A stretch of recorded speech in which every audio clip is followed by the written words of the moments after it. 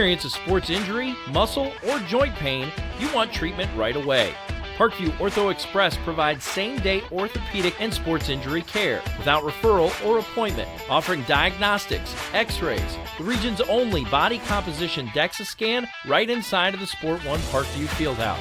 Walk in Monday through Thursday, 7 to 7, Friday, 7 to 5, and Saturday, 8 to noon. For more information, go to parkviewsportsmedicine.com/orthoexpress.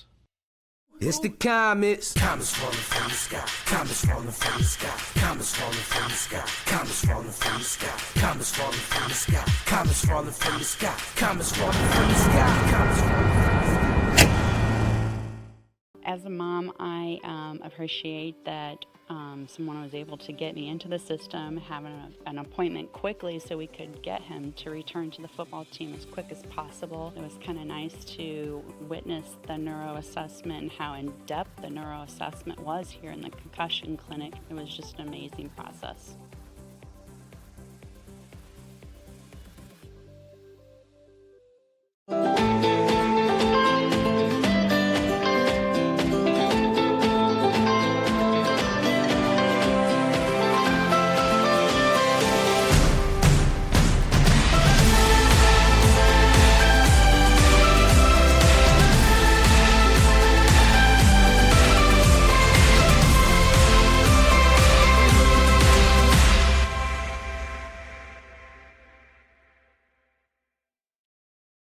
The Kelly Automotive Group is simple, transparent, reliable. Simple. Our customer specialists make buying a car easy and fun. Transparent. Our price listed is the best price. No hassle, no gimmicks. Reliable. Buy with confidence and peace of mind. We work hard to ensure the best value however you shop. Choose from over 60 vehicles under $10,000. Visit drivekelly.com. The Kelly Automotive Group. Simple, transparent, reliable. Concussions. They're a concern for parents of athletes in any sport. That's why Parkview Sports Medicine is leading the way with the area's first concussion clinic. Our integrated sports medicine team utilizes an innovative, evidence-based approach to manage athletic-related head injuries in those 14 and older, providing comprehensive care to get the athlete you love safely back in play. To schedule an appointment, call Parkview Sports Medicine at 266-4007. Reaching higher, pushing further. Parkview Sports Medicine. Game on. Get mad about blue. Get mad about your Fort Wayne Mad Ants. When looking for the best basketball action in town, it's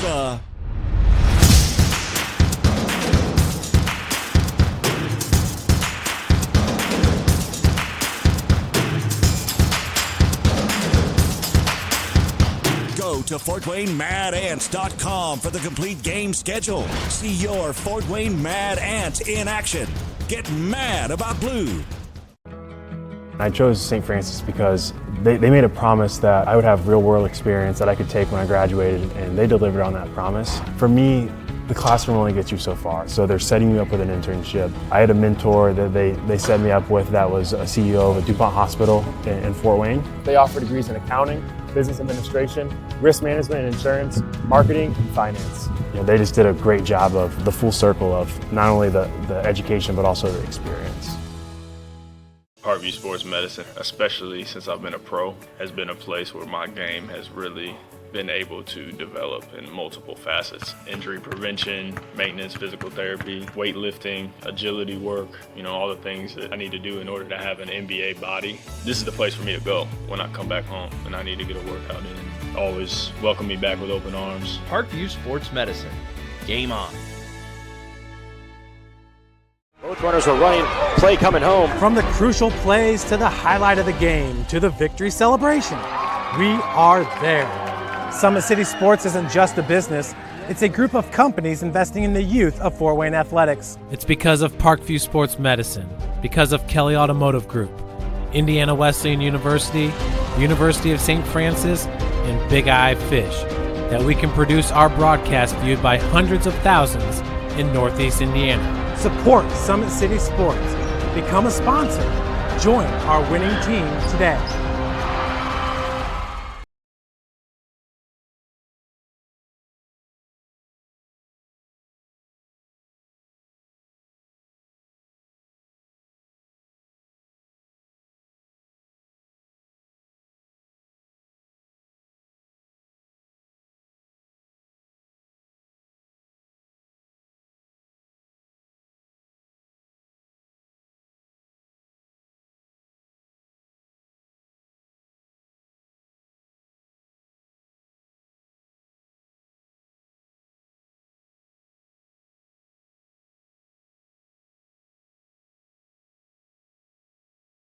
Mackey has a snap. He rolls to his right. He's looking downfield. He cranks it up. He's going deep for this one. Over the middle. It is caught. Touchdown. Bishop Luers Knights. Here we go. It all comes down to this. Here's the snap. Here's Ramon right through the middle. Is he in for the score? Touchdown! Saints win! Good evening, ladies and gentlemen, and welcome to SAC Football. It's Friday night. The lights are on and the mics are live. Sit down, strap in, and hold on, because here we go. A warm welcome to you on a cold night. Hi, everybody. Sean McBride here, broadcasting live from Bishop Luers High School, where tonight it is the semi-state championship on the line between the Bishop Luers Knights and the West Lafayette Red Devils. Before we begin this broadcast, let's send it back to the station for an opening prayer. Clear.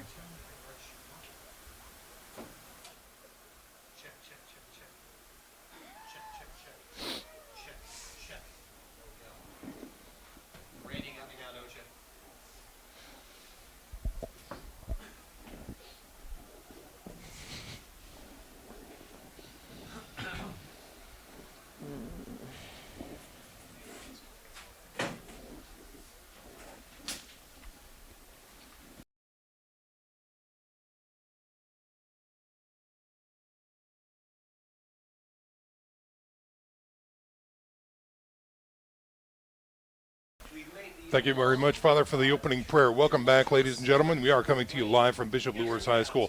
A cold, wet, nasty night here on the south side of Fort Wayne. I'm Sean McBride alongside Matt Geely up here in the booth. On stats tonight, Charlie McBride. Our sideline crew consists of Nick Gray and Eric Pete. And again, it is semi-state championship football here on Redeemer Radio, featuring the Bishop Luers Knights taking on the undefeated West Lafayette Red Devils.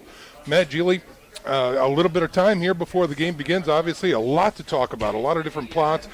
First and foremost, I think what we want to do for our Redeemer listeners is maybe introduce West Lafayette. You know, they come into this contest getting a lot of press, a lot of buzz, a lot of D1 looks up and down the line on both sides of the ball, and they come in undefeated. So, again, what's your take with West Lafayette so far? Who are we talking about? Well, when it comes to West Lafayette, you can't start without talking about the Karloftis brothers, and it starts with George Karloftis, the senior. He's already committed to Purdue University. He comes into this game with 97 tackles, 48 of those tackles for loss, and 15.5 sacks. So he's a player who plays mostly on the right end position, always on defense for the Red Devils, but he has been known to line up at the nose guard position and the left end. So it's going to be very important for Luers, first and foremost, to check him and know where he's at anytime he's on the field. And then his brother, younger brother, Yanni Karloftis, wide receiver, linebacker, safety, cornerback. He drives the bus. He does it all for the Red Devils. He's somebody who's getting also Division I looks from many schools around the country, and he's going to be somebody who Luers is also going to have to key. And then as far as leaders go on the offensive side of the ball, it's Kyle Adams, the quarterback. Comes in with over 3,000 yards passing, 42 touchdowns, 7 interceptions. He's been tearing up defenses all year long, but I don't think he's seen a defense quite like the Knights. A lot to talk about tonight, and again, tonight's game sponsor is Preferred Automotive Group, with 2 state-of-the-art service centers. When you want to buy a car the preferred way, come to Preferred Automotive Group. We're going to stick around with West Lafayette, and Matt Geely, when we talk about this offense here and Kyle Adams and his abilities, not only good fleet of foot, but also with the arm.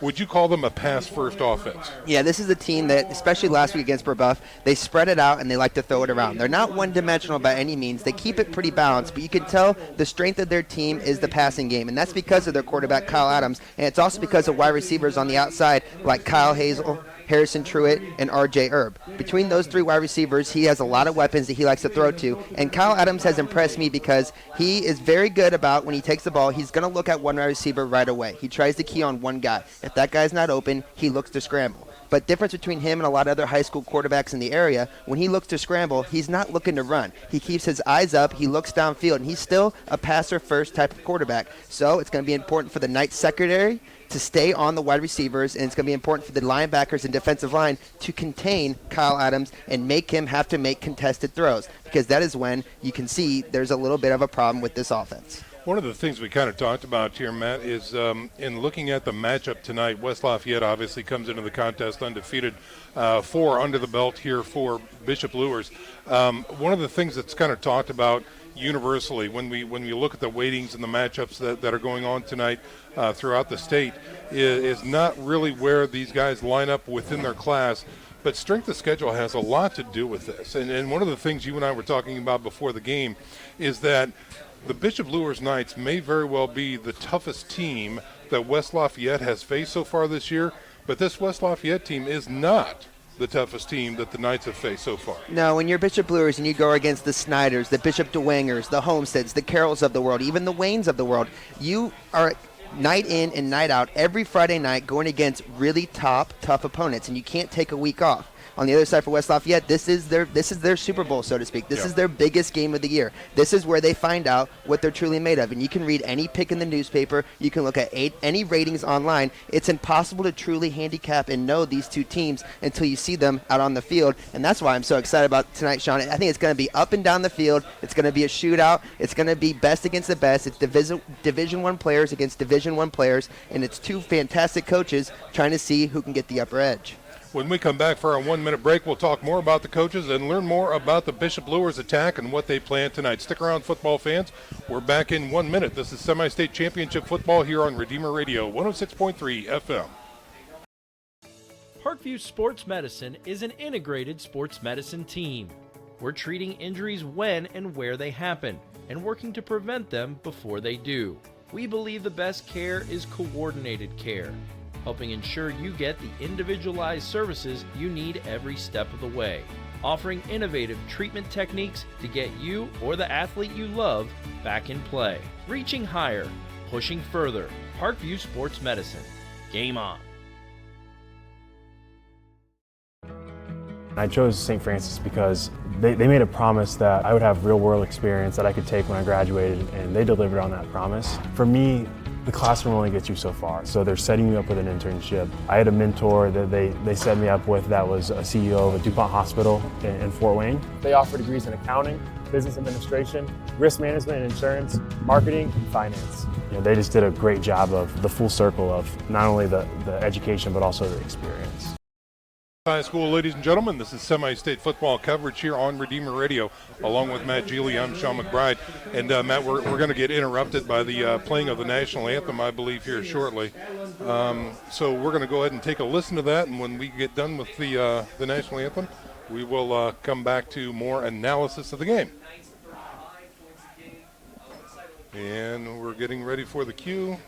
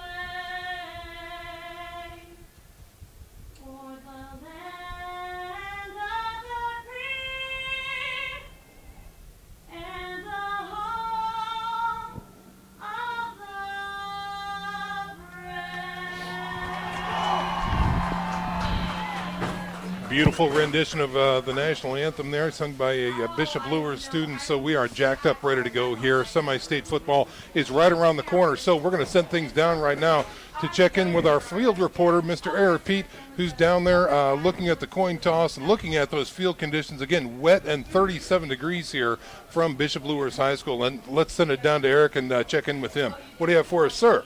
Hey, thank you, Sean. This is going to be a great night tonight despite the field conditions. You mentioned the temperature. We had a much cooler night last week for that Dwenger-Angola matchup. So things are a bit warmer. It's still cool, but hey, I'm standing right next to some propane heaters right down here on the Luers sideline. So the Knights will try to stay warm. But guys, the coin flip was won by West Lafayette. They've decided to defer to the second half. They'll be kicking away from the scoreboard. So we'll get to see the Luers offense right from the get-go. And I tell you what, the confidence abounds down here in Luers camp, and it has all week leading up to this game, as it should. You think about the fact that these Luers offensive playmakers are clicking at an almost absurd level. Combine that with their defense playing its best ball of the season. And by the way, they're the healthiest they've been all year, and they get to defend their home turf with a trip to Lucas Oil on the line. Put some pads on me. I'm going to run through a wall, guys. That's beautiful stuff. Eric Pete, we're going to check in with him throughout the day, evening rather. And again, Eric also responsible for our YouTube channel. So remember, folks, this is brought to you by Dr. Osinga of Northeast Chiropractic Center. They are our 106.3 sports media sponsor. You can catch all the highlights from past games on YouTube, the touchdowns, the tackles, the halftime interviews at youtube.com/Redeemer Radio. Well, Matt, we are moments away from kickoff here. Any final thoughts coming into this semi-state championship? It all comes down to inside the trenches for me, and that's not just because I used to play inside the trenches. This is all about how Luers' offensive defensive line can stay and try to maintain the line of scrimmage. Coach Brent X, Coach Ryan Palmer, and Coach Greg Causey have worked all week. This is the biggest test they've had so far, and I know they're up for the challenge. It's all about maintaining line of scrimmage, giving Norman Konecny time to throw the ball down the field, and on the defensive side, stopping the run and making West Lafayette throw. If those things can happen, and you never know about those special teams out there, West Lafayette's very concerned about those return men back there right now, Jordan Presley and Justin Gaston.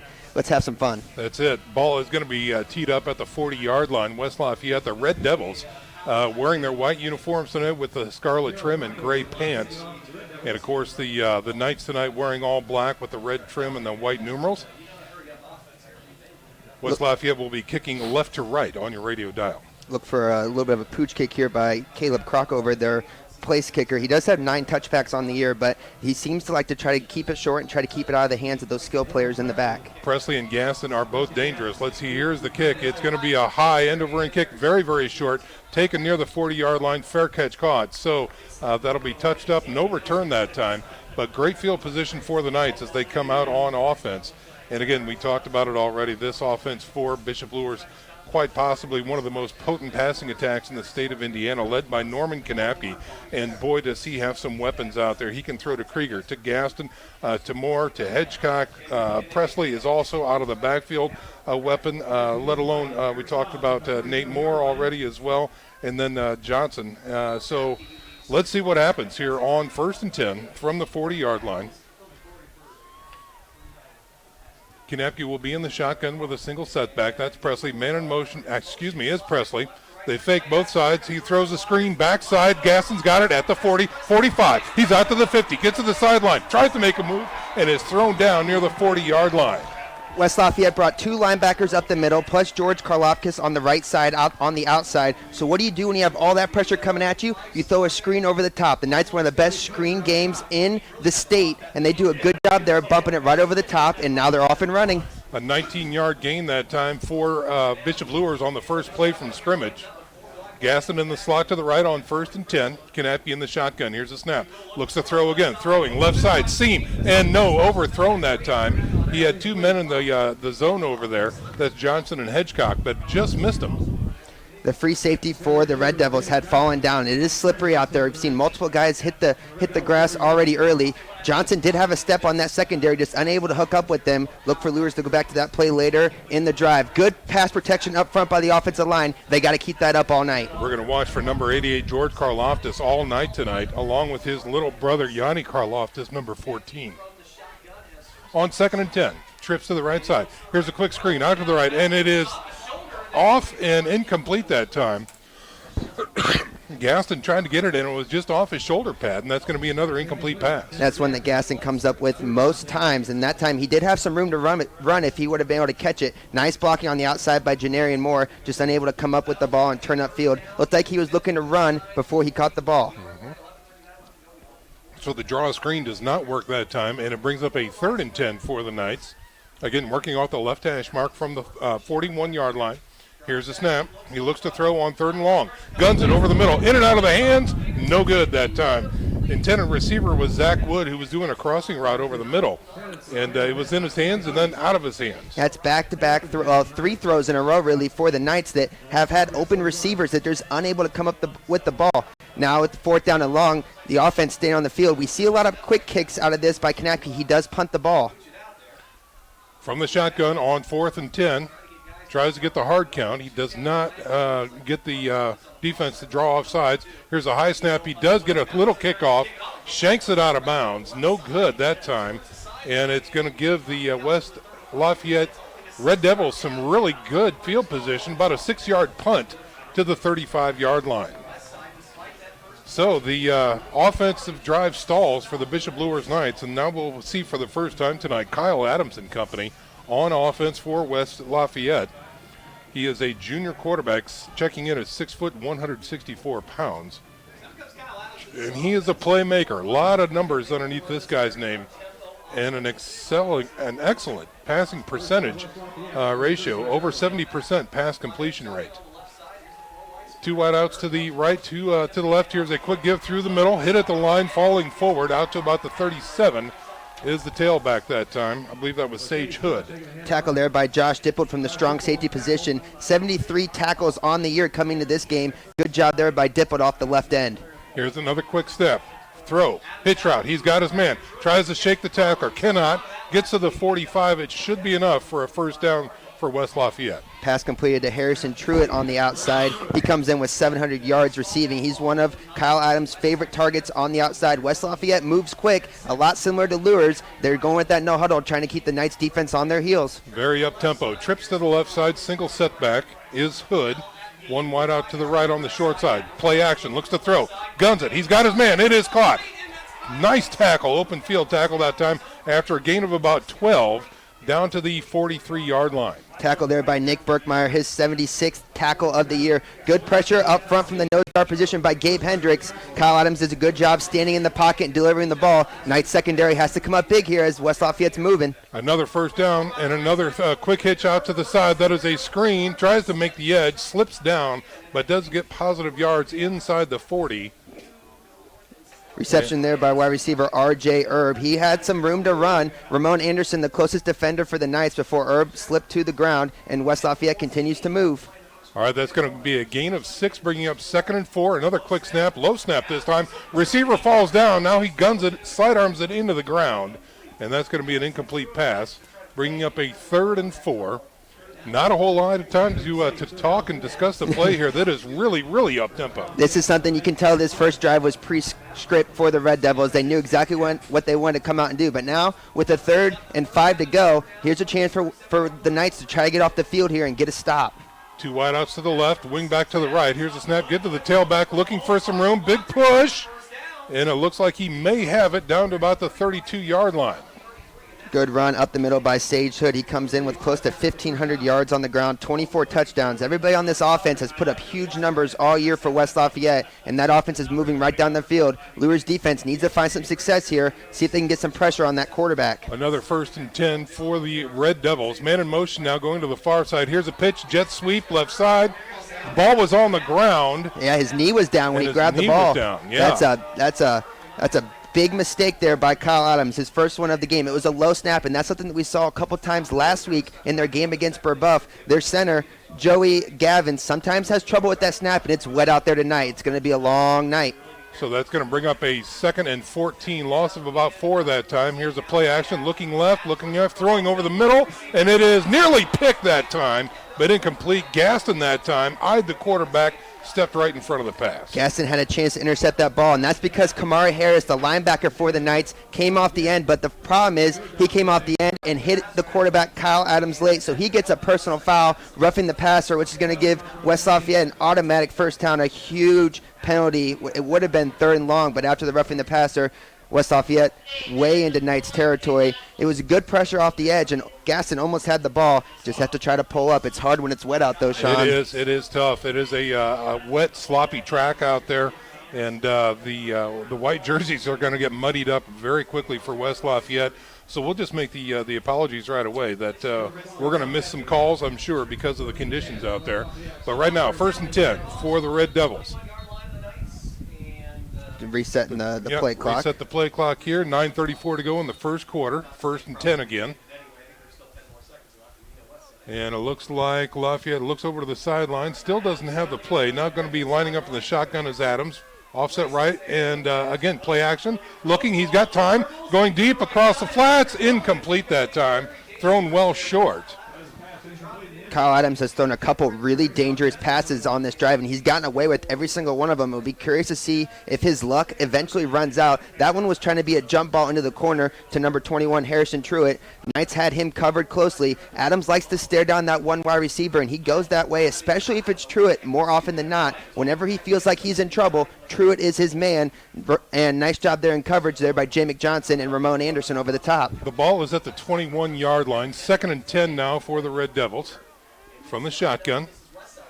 Tailback offset to the right, and here's a give to that tailback. Tries something on the left. Nothing is there but a brick wall. That is where Luers defense can really come up and make big plays, and it starts with Alan Jackson in the middle at middle linebacker. He has a team-high 114 tackles coming into tonight. Up front, Will Derrick, Gabe Hendricks, Sam Garrettson, Jacob Krieger, and Jack Sweeney also rotating in. If that front can stop the run and make them throw on this muddy night, they have a good chance to get off the field here. Critical down here for West Lafayette. 3rd and 10. They flow to the right side. They give it to the tailback. He's hitting the backfield and drop. Big tackle for loss that time. Josh Dippold is having a huge game. That's his second big tackle on the run, and that's somebody who I didn't even mention when I was talking about the defense. Josh Dippold loves to come up from that strong safety position and play more of a strong safety defensive end role. 4th down here, and West Lafayette's going. They hit 4th and 13. Here's the snap. He looks to throw, fires to the left side. He's got a man. Intercepted. It is picked off by the Bishop Luers Knights. That's Gaston with a big pick. Great job breaking on the ball for Justin Gaston. That's the type of success this defense needed.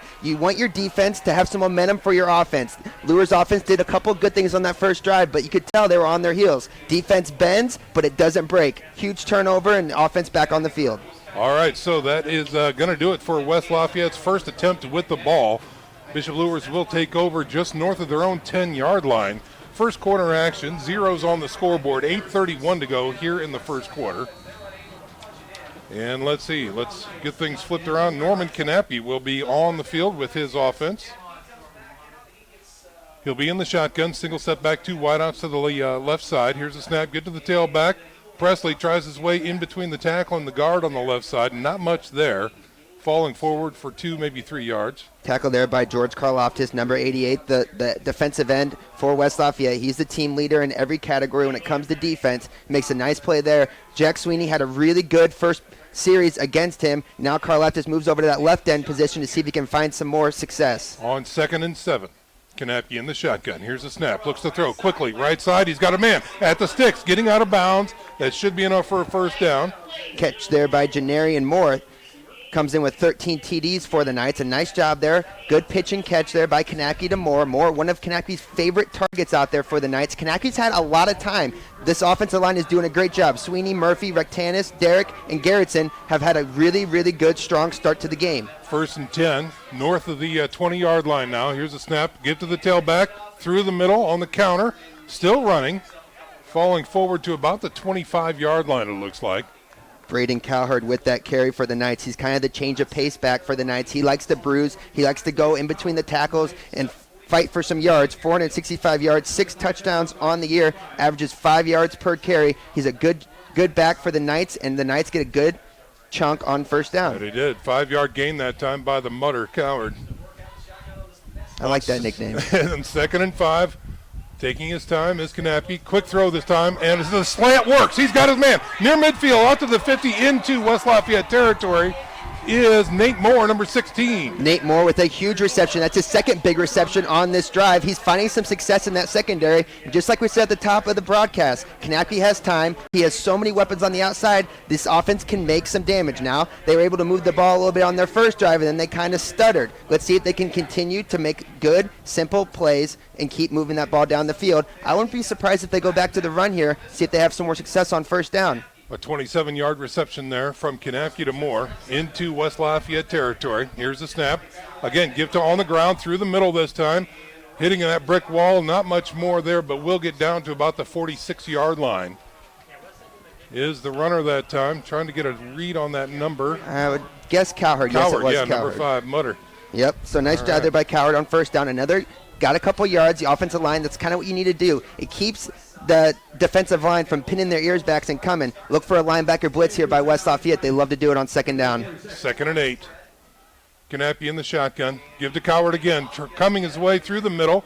They came on the edge that time. He gets inside the 45 down to about the 44. Pretty good movement up front there by the offensive line. Only getting a couple yards, though. Now it's about 3rd and medium still left. It's a big play here to kind of keep that drive going. After the defense gets a good stop, you want to turn this into some points. About 3rd and 6 here, just inside the 45-yard line. Kanafke in the shotgun. 2 wideouts on the right side. Here's a snap. Good snap this time. Throws right. Got a man at the stick. Can he make the stick is the question. That was Justin Gaston with the catch there on the outside. Comes in with 130 yards, 28 receptions on the year. He's just short, and it looks like this is definitely 4-down territory for the Knights. They need about a yard. Every possession is going to matter tonight. That's all there is to it. So, again, 4-down territory here in the first quarter on 4th and 1, just inside the 40. Cowherd in the backfield, offset to his right. Kanafke in the shotgun. Hard count. Now walks up to the line, looks over to the sidelines. Offsetting left now is Cowherd. Blitz coming through the middle. Now they check off. Again, give to Cowherd through the middle. He's hit at the line. Needs to fall forward. It's going to be very close.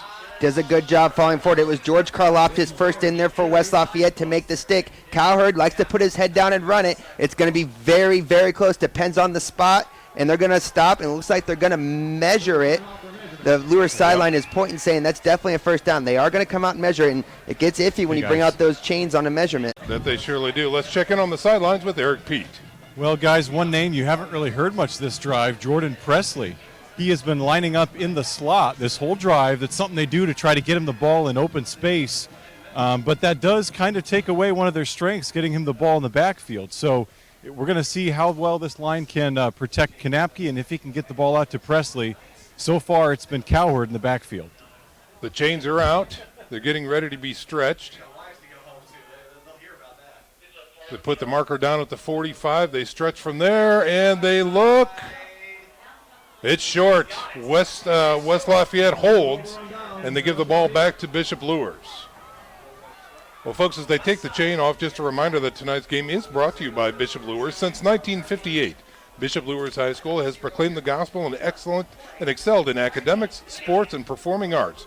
Join us as we thank God for 60 years of Catholic education. That's Bishop Luers High School.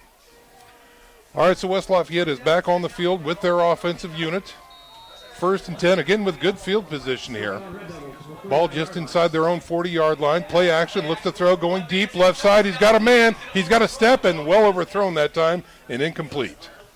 Yeah, Kyle Adams came out throwing on the first play after that defensive stand, and that was a very, very impressive defensive stand by George Karloftis, making the tackle in the backfield to keep the Knights from getting the first down. He's lined up almost the entire first drive on the right side, and I didn't call his name once. Then the second drive, he moved over to the left side, found a little more success, something to look at as this game goes on here. 2nd down for the Red Devils. 2nd and 10, quarterback jet sweep to the left side. He's got some room going north and south. He's got the first down. Gets knocked out of bounds near the midfield stripe.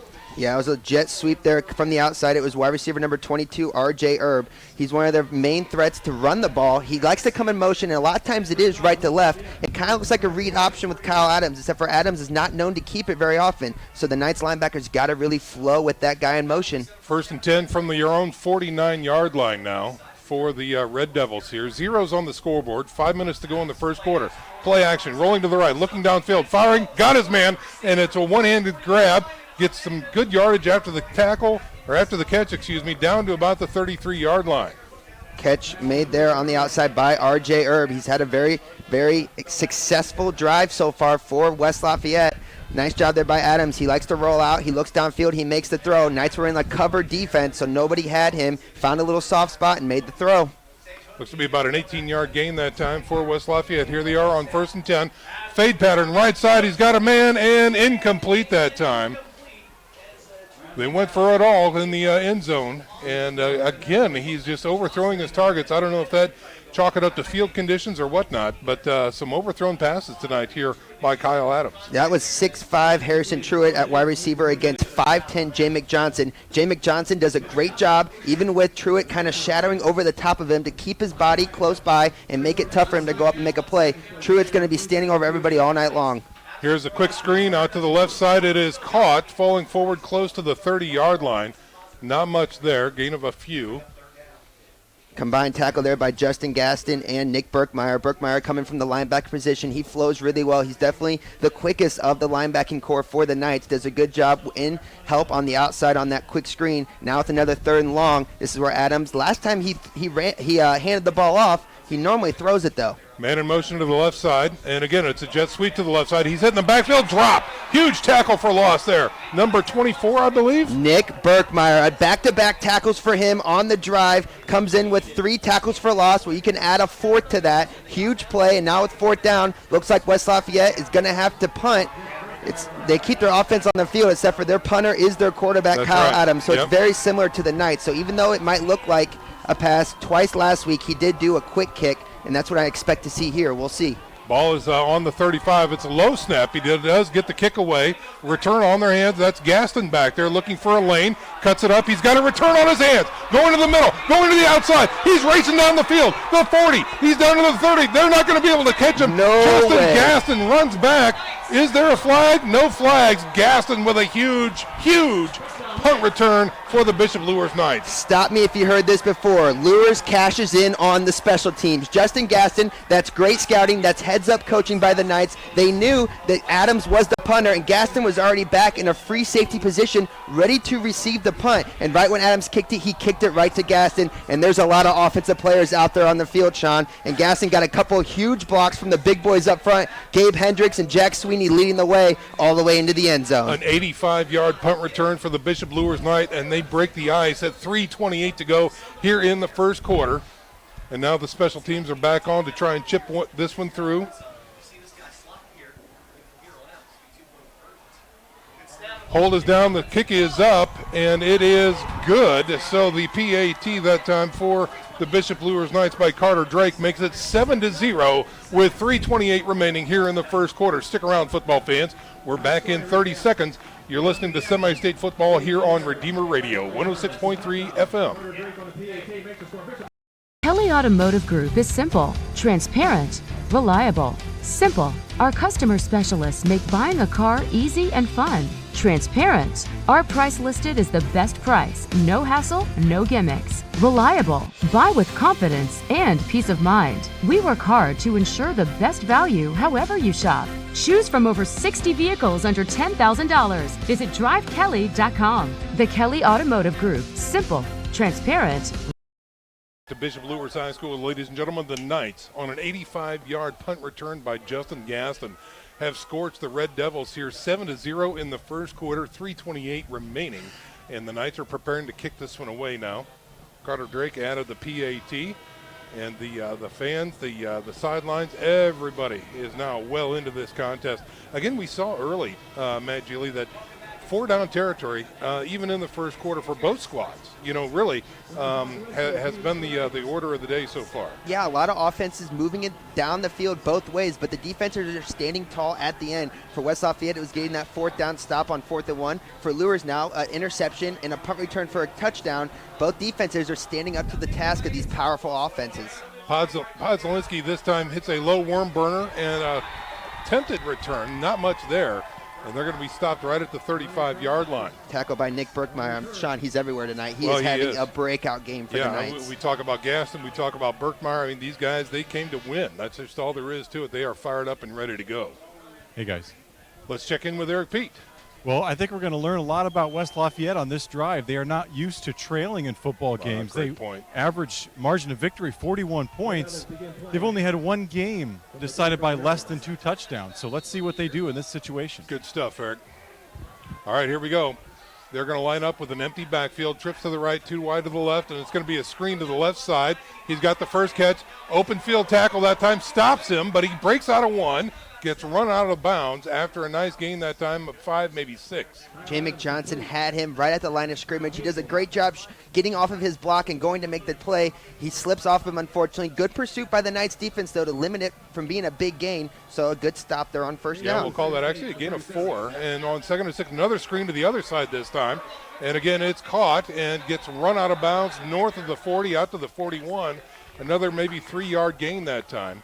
And that was, again, R.J. Erb, number 22. Tackle there by Ramon Anderson. Anderson, another one of these undersized corners for the Knights that are going to have to stand tall all night long, and they have done it all season long as they've been just on average smaller than every wide receiver they face. But you can tell that it's a mindset, and in their mind, it doesn't matter to them. They're just going up and make plays. They're using their quickness, they're using their intensity and their physicality to make tackles and setting up another 3rd and long. Are they setting up a double move? Let's find out on 3rd and 4. No, here's a quick give to the tailback, trying to escape pressure. He cannot. He's going to be stopped at about the 44, and he's going to be shy of the first down.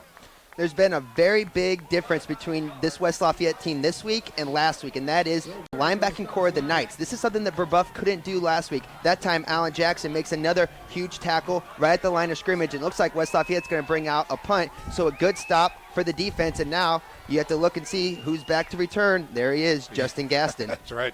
Gaston is back along with Presley as they walk back close to their 30-yard line. And again, their punter is Kyle Adams, number 12, the quarterback. He's going to launch this one from about his own 35, a little low this time, kicks towards the sidelines, and it will take a West Lafayette bounce down inside the 15 and be rolling out of bounds at the 13-yard line. Beautiful kick that time by Kyle Adams. Yeah, wow. Adams averages 32 yards a punt. His longest on the season is 50.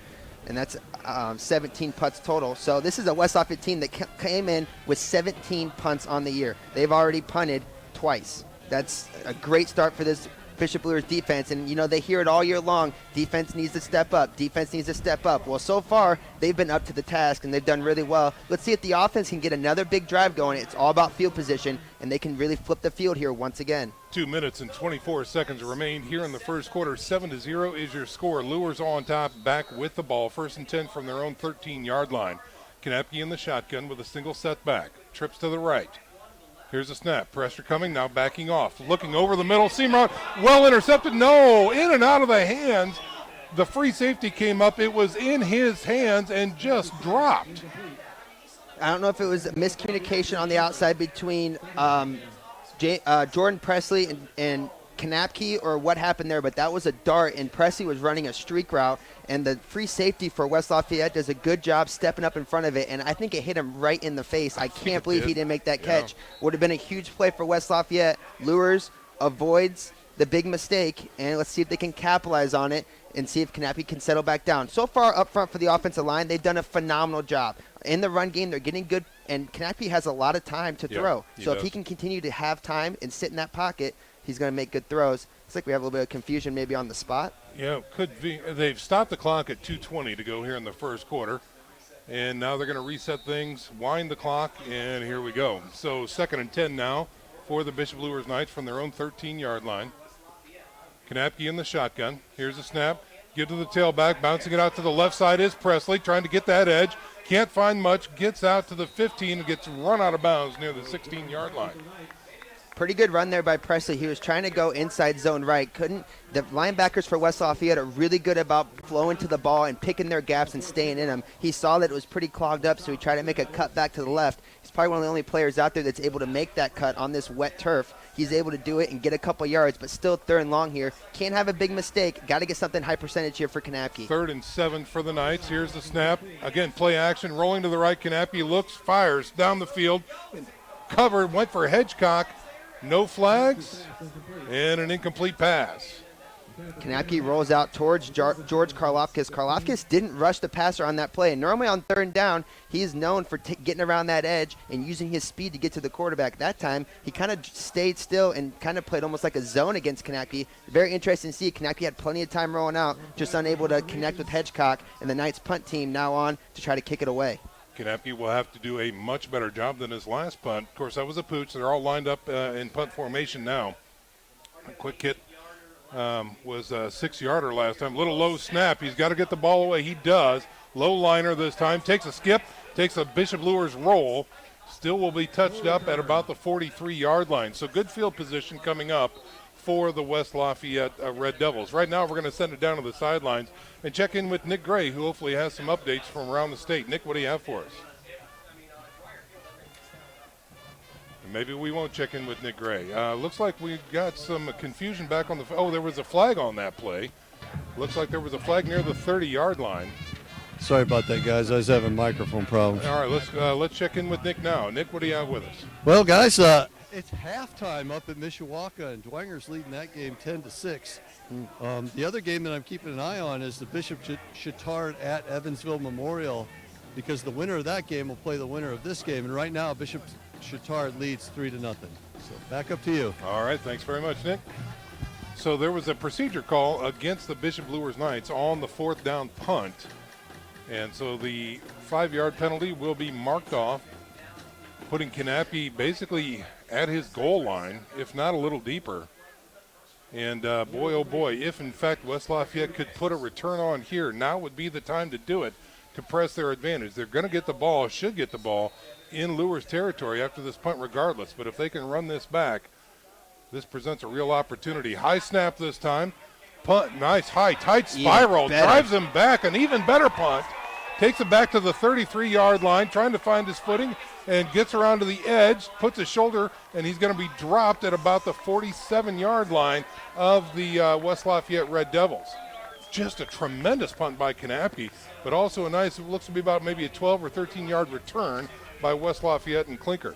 Yeah, first snap was a little low for Gabe Hendricks. That second one was right at the face of Knappe. A nice snap there. Knappe had time to really put a foot in it. He looked like he threw the ball the way that ball was spiraling down the field. Good coverage for the Knights. West Lafayette does get a couple more yards than they would have gotten on the first punt, but still, good job. You flip the field position. You get them back on their side of the 50. Defense comes back on the field. Let's see if West Lafayette sticks to that, spread them out and throw it. They might need to change it up to the run. I don't know. 1:21 remaining here in the first quarter. 7-0 is your score. Luers on top. Here's a man in motion. They get to the man through the middle this time. He finds a seam, and he's breaking free. He's into the safety core and gets dropped near the 35-yard line. Nice run that time for Sage Hood. Yeah, it's the first successful run West Lafayette really has had all night. It's the first time we've seen Sage Hood get past that first line of defense for the Knights. Good start for West Lafayette. Kind of takes some pressure off the pass game and off of Kyle Adams, the quarterback. So they take it to the 35-yard line. Man in motion this time. They fake it, roll to the right. He's looking to throw, dumps it to his outlet pass, gets down the field and knocked out of bounds after a gain of 1, maybe 2. Good open field tackle that time by Nate Moore. Yeah, Nate Moore pushed him out of bounds. Josh Dippold was the one in coverage for the Knights. Dippold using his speed coming from that defensive end position to be able to cover the tight end coming out of the backfield to kind of string it out to the outside and limit it to a very short gain. Yeah, gain of 1, maybe 2 that time. Again, man in motion to the right side. This time Sage has it again, looking for that gap. Can't find much, but he will fall forward inside the 30 down to the 29. Tackle there by Alan Jackson from the middle linebacker position for the Knights. I saw a couple defensive linemen kind of go towards the quarterback. They're kind of falling for that read option fake. Until that quarterback shows he's going to keep it, I would keep keen on that running back. Here's a snap on third. Is it going to be a third down conversion? It is not, as the ball is in and out of the hands of the receiver. They tried to screen on the left side. Very fast developing play. Receiver could not get set, and the ball was just in and out of his hands. So that's going to bring up a 4th and a long 4, maybe 5 now for the Red Devils, just inside the 30. This is one that they're probably going to go for. I don't expect a quick kick here. They got him spread out, and it looks like they're going to go to throw again. Man in motion again to the left side. Here's a snap, play action, looking left, tucks it. He's got pressure, dumped it. He's got a man in the field to the right side. He cannot escape pressure. Hood is getting driven back and dropped. Takes 3 Knights to do it, but it's a big tackle for loss and a huge stop for the Bishop Luers Knights defense. This Bishop Luers Knights defense is playing the most spirited quarter of defense I've seen out of the Knights all year long. So many things happen on that play. Great pressure up the middle by Will Derrick. A great hit on the quarterback, a clean hit on Kyle Adams as soon as he was trying to get rid of the ball, making his jersey go from clean white to very dirty brown. And then on the outside, Josh Dippold breaks down, makes the tackle, his second tackle on that drive to give the ball back to the Knights and get this high-powered offense back on the field. Let's see what they can do with it. Presley in the backfield. A tremendous stand for the Bishop Luers Knights defense. Gives Kanapke and company the ball back in the last play of the first quarter. Here's a snap. They give it to Presley through the middle, patiently getting through that line, falling forward to about the 37-yard line. And that's going to do it for the first quarter of action, ladies and gentlemen. 7-0 is your score. The Bishop Luers Knights on top of the West Lafayette Red Devils. Stick around, football fans. We're back in 1 minute. You're listening to semi-state championship football action here on Redeemer Radio 106.3. Parkview Sports Medicine is an integrated sports medicine team. We're treating injuries when and where they happen and working to prevent them before they do. We believe the best care is coordinated care, helping ensure you get the individualized services you need every step of the way, offering innovative treatment techniques to get you or the athlete you love back in play. Reaching higher, pushing further. Parkview Sports Medicine. Game on. I chose St. Francis because they made a promise that I would have real-world experience that I could take when I graduated, and they delivered on that promise. For me, the classroom only gets you so far, so they're setting you up with an internship. I had a mentor that they set me up with that was a CEO of a DuPont hospital in Fort Wayne. They offer degrees in accounting, business administration, risk management and insurance, marketing, and finance. You know, they just did a great job of the full circle of not only the education but also the experience. We are back to live action to start the second quarter, ladies and gentlemen. Along with Matt Geely, I'm Sean McBride, broadcasting live from Bishop Luers High School. It is cold, 37 degrees. It is wet. The field looks like it. It is a mud fest out there. Again, another Friday night here in the SAC, and we talk about mud. But again, we are broadcasting live semi-state action to start the second quarter. The Knights face a 2nd and 5. Here is the snap. Now we've got a flag on the play. And this looks like it might be a procedure or a false start against the Bishop Luers Knights, and it is. You can credit the West Lafayette linebacker corps for that false start, as they had two linebackers showing at the line of scrimmage like they were going to blitz, and that makes any offensive center and guard kind of get a little jittery because they know they're going to come hard and they're going to come quick, and that's what happened in the interior for the Knights offensive line. Tough start here to start the second quarter, but still after that nice first down run, only 2nd and 10, and a chance here to continue the momentum and move the ball. Kanapke's going to be in the shotgun with Presley up beside him to the right. On 2nd and 10. Here's the snap. Kanapke a little low that time. Looks to throw. Fires to the right side. He's got he's got his man at the 40, the 35, the 30. He's taken down out of bounds. A huge, huge play that time for number 3, Johnson. Oh, J. Johnson. It's Bishop Luers Field. It's semi-state action, and it's him going over the top and making a huge catch. He makes big catches on this field. I don't know what it is, but there's some kind of energy out there for J. Johnson. He does a good job. It was good coverage in the secondary by West Lafayette. Johnson stays with the ball. Great concentration, and a nice throw by Norman Kanapke, and just like that, the Knights are on their side of the 50. A 37-yard connection to Johnson that time. Godfather calls it mojo. And we're going to call it that as well. So a lot of Momo there for Johnson and the Knights offense. On 1st and 10, again, we've got a procedure penalty as the big dogs are barking from West Lafayette, and the offensive line is reacting too fast. Yeah, the Knights offensive line is going to have to get used to this because the West Lafayette linebackers are going to show for a blitz every single play. That's how they find their success. They have their Division I players coming around the outside and those linebackers coming up the middle. So you got to stay patient and listen to your count. 1st and 15. Low snap. It's on the ground. Presley has it, trying to make something happen. And he's going to fall forward, slip, and really kind of getting not a whole lot there other than a mud bath out to about the 38. Take 2 steps forward, not one step back for this offense, and you'd have a big play, you get a big chunk. You got to stay relaxed, you got to stay composed. Look for those leaders out there for the Knights to kind of keep everybody in order. We got to get a good snap, we got to get off the ball as a unit, and we got to move the ball down the field. 2nd and long here, can't make a big mistake, got to just get it back in little chunks. They're playing behind the sticks here on 2nd down. From the shotgun is Kanapke. Here's the snap, he looks to throw on 2nd long, he's got protection, throws over the middle, nearly picked. Is it incomplete? Yes. Ball is on the ground. no good that time. On the crossing route was Berkmeyer, number 24, could not come up with it. Yeah, Berkmeyer, who we see mostly play defensive linebacker position, is in as a tight end on that play, and he plays defense on that throw, knocking it down, as that was another one where that secondary for the Red Devils had a chance to step in front of it and make the interception. Berkmeyer does a good job batting it down and keeping the drive alive now, but 3rd and long. Look for a screen here for Presley out of the backfield. The Knights like to do it when they need a big chunk. 4 wideouts, twins on each side, single setback.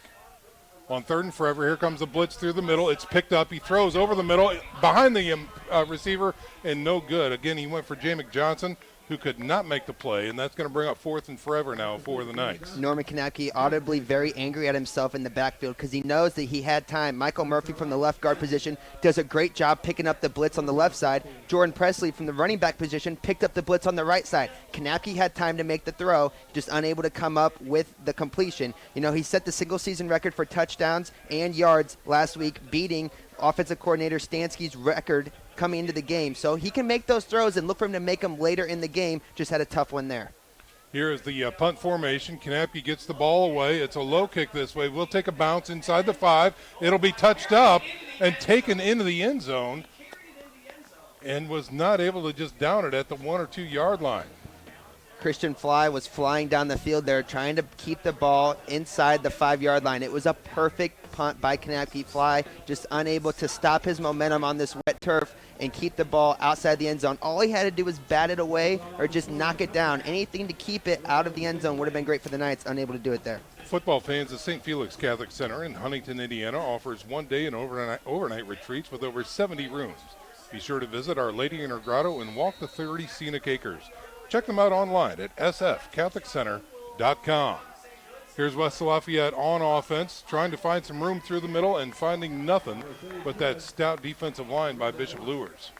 West Lafayette's offense has been dynamic all year long, and after a couple really nice stops by their defense, they need to help out and keep the ball in their hands and move it down the field to give that defense a rest on the sidelines. Plus, you got to start gaining some yards and flipping the field back. It's kind of a game of field position right now. 2nd and a long 10 now. Ball near the 20-yard line. And again, this is an end around on the right side. Slipping down and not finding hardly anything there. Again, maybe back to the 20 is the tailback. Yeah, that was R.J. Erb from that wide receiver position. He's their go-to when it comes to those jet sweeps, and that one looked like he had some room to run, but he slipped up and kind of ended up being a loss on the play. So it's now 3rd and 11. So Knights defense can get a 3 and out here and get off the field if they can get a rush on the quarterback and play some defense. From the 19, 3rd and 11. Here's the snap. He looks to throw. Looking, has plenty of time. Throw tipped. The ball is in the air and intercepted by Bishop Luers. I don't know who got the tip, but I can tell you it's Alan Jackson, the linebacker, the middle linebacker. You might ask me how I know that. I can hardly tell because his jersey is just, it's black. But Alan Jackson makes the really nice play for the Knights at the linebacker position, gets the interception. It was tipped up the middle. If I had to guess, I would say it was either Hendricks or it was Sweeney from the nose guard position. You got to get those hands up. That's something that Coach Causey preaches day in and day out. Between him and Mick Palmer, it's always hands up, get in those throwing lanes, and good things happen. That time, the ball's deflected, intercepted, and the Knights get the ball back on their side of the field again. That Knight defense is really coming up huge tonight. Let's see if, in fact, the offense can answer. 7-0 is your score. Knights on top here in the 2nd quarter. Now they've got another opportunity with the ball outside the red zone at the 25-yard line. Fresh set of downs. Kanapke in the shotgun. Single setback. Offset to the right. Now a man in motion coming to that right side. And he's got pressure. He looks to throw. He tucks it. He's going to run. He's got some green acres. He's got nearly the first down as Kanapke smartly slides down. And let's see, they're going to put him down at about the 19-yard line, maybe a gain of 6 that time. Kanapke, the senior, shows why he is a senior, why he's one of the captains and leaders of this team. He was mad at himself the last drive. He was getting on himself about the bad throw. What does he do this time? He stays composed in the pocket. He rushes out to his left side. He sees some open grass ahead of him, and he gets a nice gain on first down to keep the momentum going. Inside the red zone with a 2nd down now from the 19-yard line are the Knights. From the shotgun.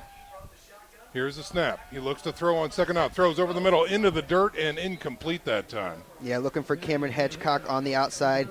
Hedgecock comes in with 214 yards and 2 touchdowns on the year. He's one of Kanapke's weapons on that outside. A little bit of a low throw there. Kanapke had plenty of time. Good pass protection up front by Luers. And now with a 3rd and 5, this is where you see George Karlofkis and Yanni Karlofkis really make a difference for that West Lafayette defense. Karlofkis off the edge. Looks like he's going to come to the nose guard position. So it's going to be up to Ben Rectanis to make a play here and to keep him off the quarterback. On 3rd and long, a man in motion to the right side. He's got pressure, dumps over the middle on the screen, and incomplete that time. He does get hit, but no flag on the play as Kanapke picks himself up off the ground. That was a violent hit from a violent player, and I say that in a good way. Karlofkis, he plays a physical style of game, and he's able to get hands-on and get to the quarterback. He was the only one that fell for the screen. The rest of the defense stayed back in coverage. That's why it was unable to be successful. So now 4th and 5. Looks like the Knights offense is on the field. Can't really punt here. You got to try to get it. Look to the bottom here. Nate Moore, single coverage. That's one of Kanapke's favorite wide receivers. 4th and 4 coming up here for the Bishop Luers Knights. Critical down just inside the red zone from the 19. Blitz comes, fires to the right side. He's got his man. Picking it up off the carpet is Moore. But will he have the first down is the question. Looks like he's going to be marked up at the 16-yard line. And I think he's going to be short, and yes, he is. So they got a few yards, but again, they turn the ball over to West Lafayette. The drive stalls. So the interception was not able to be turned into points. However, Bishop Luers still leading 7-0 with 8:40 to go here in the first quarter. West Lafayette now preparing to come back on offense. That ball came up just a little bit short to Nate Moore. He did have enough room to maybe pick it up if he was able to catch it on his feet and turn upfield. Just a little bit of a lob on the throw, and he just had to go down to the turf to get it. So now West Lafayette gets another chance. And, you know, they have had a tough start to the game, but they have another chance to really flip the script and get the momentum back. Long field. Here's a counter through the middle. Squeaking through is the tailback. I believe that is, again, Sage Hood on the carry. Gets north of the 20 out to about the 23. Yeah, good run there on first down for West Lafayette, and they've had some success of late running the ball up the middle. Something that will look for the Knights defense to kind of shore up. They got them all spread out, so there's some running lanes there. On 2nd and 5, here comes a run. Again, not much that time. Gets out to the 25.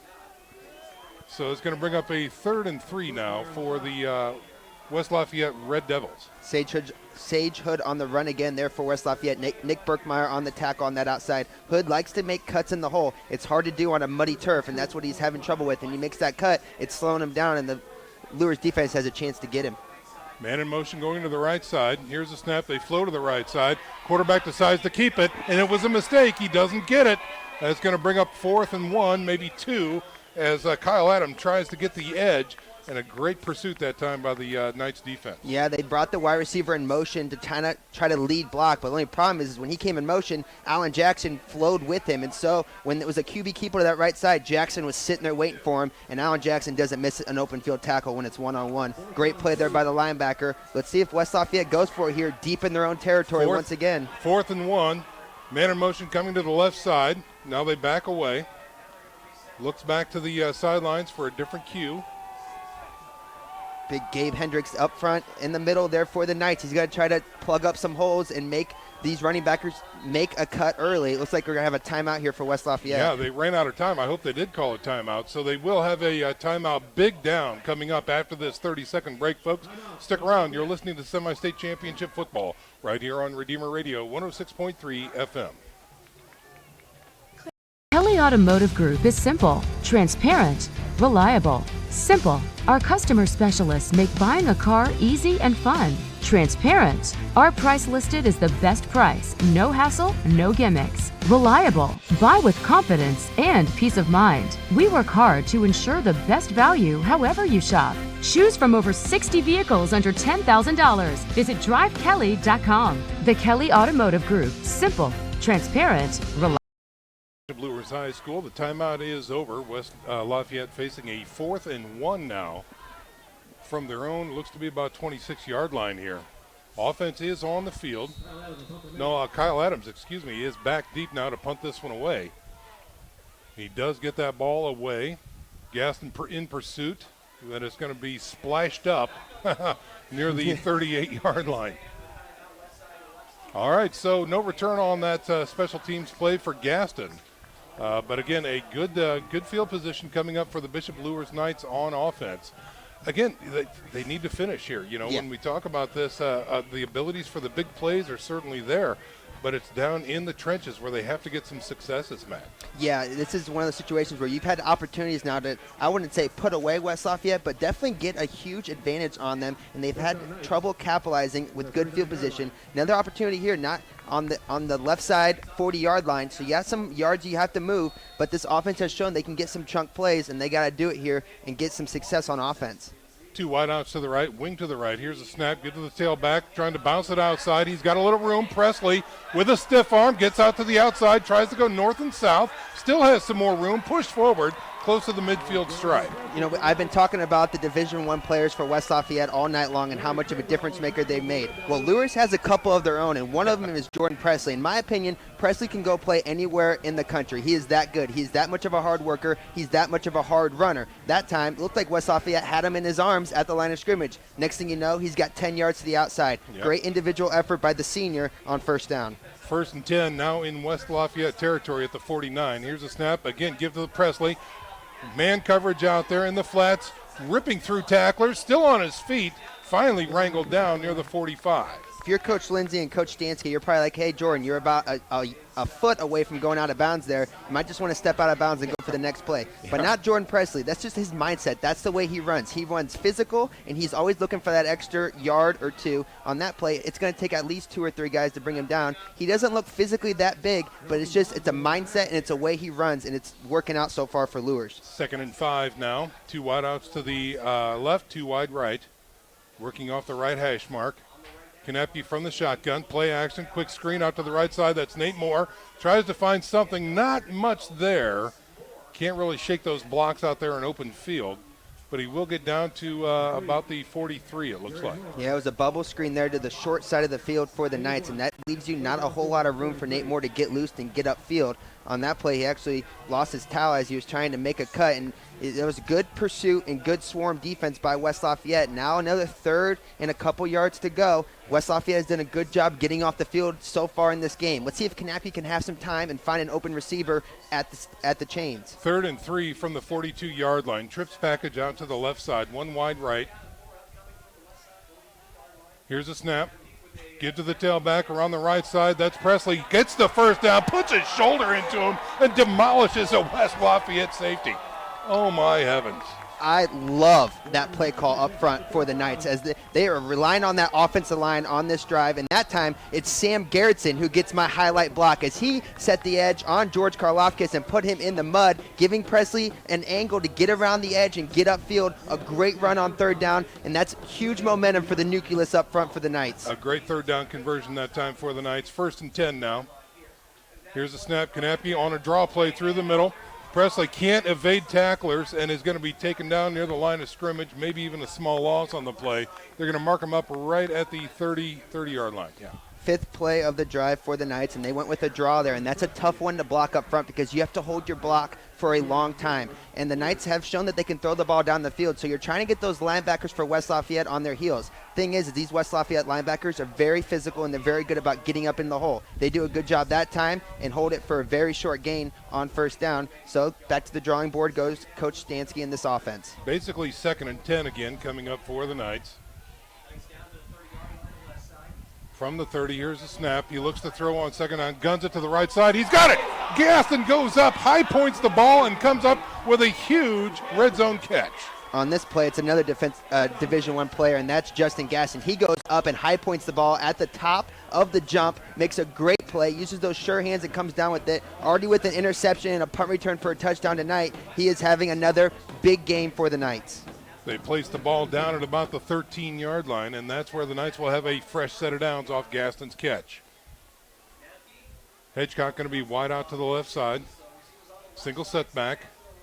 Man in motion is Gaston going to the left side. They give it through the middle to Presley. Dragging tacklers with him inside the 10-yard line is Presley. Jordan Houdini Presley goes up the middle and says, I'm going to just get really small, and the next thing you know, you think he's down, and you just see his head pop out, and he's got another 3 or 4 yards for the Knights. Yeah. West Lafayette does a good job, again, coming off the edge and kind of stopping him at the line of scrimmage, but they got to make good tackles, and that's something that maybe is a difference between Luers and West Lafayette. It's hard to tackle kids like Jordan Presley, and I don't know if West Lafayette's seen many kids like him all year. That's right. Gain of 4 that time for Presley, brings up 2nd and 6. Inside the 10 now. Here's a snap. Again, give to Presley. Puts his head down. Puts his shoulder into it. Hits that line. Won't find much there on that one. Maybe a yard down to the 8. That time, West Lafayette's defensive line steps up and makes a play. Travion Woodard, Ben Zeminski, and George Karlofkis do a good job there holding the line of scrimmage. That one is won by the West Lafayette defensive line. That's one of the first W's so far on this drive, and it comes at a good time because now it's 3rd and long, and this is where Luers has shown they've had some trouble so far in this game. They can stick to the run and go with Presley. You got more on double coverage at the bottom, so Knappy's got to look somewhere else. Big down, 3rd and 5 coming up here for the Bishop Luers Knights. The ball is now at the 8-yard line of the Red Devils. Trips package out to the left side, single set back, offset right. He looks to throw, chucks it, no. He tucks it, now throws into the end zone. It's picked off in the end zone. They've got a run back, and he is knocked out of bounds near the 11-yard line. A huge interception by West Lafayette that time, trying to get a read on that number. I'm thinking it's number 31, Hoan I think 35. 35? I think is the number on that. Is that Clinker? Yeah, Gabe Clinker. Yeah, Gabe Clinker. Yeah. Nice play there. Knappy did the pump fake, and it bought him some extra time, and I thought he was going to run for it. He might have been able to get to the sticks. He goes for the home run play and throws it into the end zone, and a pretty well-designed cover 2 defense by West Lafayette. Clinker comes over, reads the eyes of Knappy, and makes a nice play. First interception of the night for West Lafayette, and once again, they avoid the big damage play and get off the field. Their offense needs to help them out. That was a huge, huge turn of events that time for West Lafayette. 2:14 to go in the first half. 7-0 is your score. Bishop Luers on top of West Lafayette. The turnover now. Can West Lafayette turn it into points? They've got a long, long road to hoe here from the 11-yard line. Here's the snap. Looking to throw. Man coverage. He wings it out to the left side. He's got single coverage. No! Knocked away at the last second. Oh, a late flag comes out. Janarian Moore was there. Step for step. Was inside, and they call a flag. Sean, I don't know if you can have better coverage than what Nate Moore just had on the outside on Harrison Truitt. That's West Lafayette's best wide receiver. He had a step on Moore. Moore was right on his hip. He went up for the ball. He turned and played the ball, knocked the ball out of the hands. I guess they're saying that he had an arm on him early, but that is a long call and a long throw for that deep referee who made the play. Yeah. West Lafayette gets a break. 1st and 10 for West Lafayette. They place the ball out at the 25-yard line. So they're out of the shadow of their own end zone here in the waning minutes of the first half. Man in motion to the right side. Jet sweep, right side. Trying to find that edge. He gets a little bit north and south and pushed out of bounds after a gain of, looks like, 4, maybe 5. Nice play there by Josh Dippold. He comes from that defensive end position. That's kind of a new position that I've seen Josh Dippold in this week. I think it's a kind of a chess piece that Coach Causey's played for the Knights, moving him out of the strong safety position to the defensive end position. He's been active all night long, using that speed to get out to the edge and keep these from being big plays. Nice job there, Josh Dippold. 2 minutes remaining in the first half. On 2nd and 6, here's a snap. Lafayette now goes through the middle. He finds some room and gets tripped up near the 35-yard line. That may be enough for a first down as they stop the clock. They do give him a first down, so West Lafayette continues the drive here. They're keeping it up pace, and they're using that big flag to their advantage. Let's see if they can keep moving that ball. Luers defense has given up some yards so far in this half, but they've been able to hold them at the end. On 1st and 10, play action. He goes for it right side. He's got a man, and it is up and knocked away. Hedgecock that time on the coverage, and no flags. Yeah, that's back-to-back really good defensive plays by the secondary of the Knights. And we knew they'd be tested all night long in the vertical passing game. That time, Adams goes to the opposite side of the field. Hedgecock is there, makes a great play on the ball. He sees it come in and knocks it out of the way, so he keeps it from the big chunk happening, and now the Knights live to see another down. 2nd and 10 now from the 36-yard line. Here's a snap through the middle, and Hood won't find much as he goes right into the teeth of the defense and is stopped near the 37.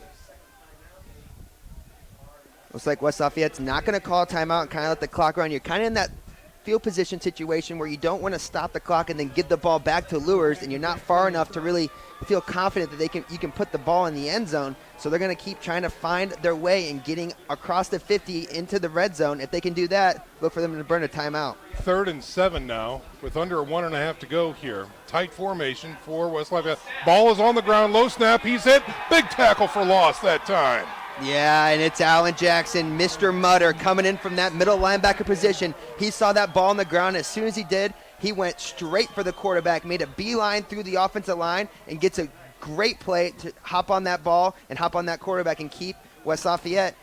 And it looks like they're going to have to punt here after the timeout. That's right. Bishop Luers calls a timeout with 1:04 remaining here in the first half, and a standing ovation from the crowd here as the Bishop Luers defense comes up big to stuff that West Lafayette drive that started off of the interception. So the punt team will have to come on for the West Lafayette Red Devils, and Luers might have an opportunity to close out this first half with another scoring opportunity. Let's see what happens. They are up 7-0 here so far with a timeout on the field and an opportunity to get the ball back with pretty good field position here after the punt.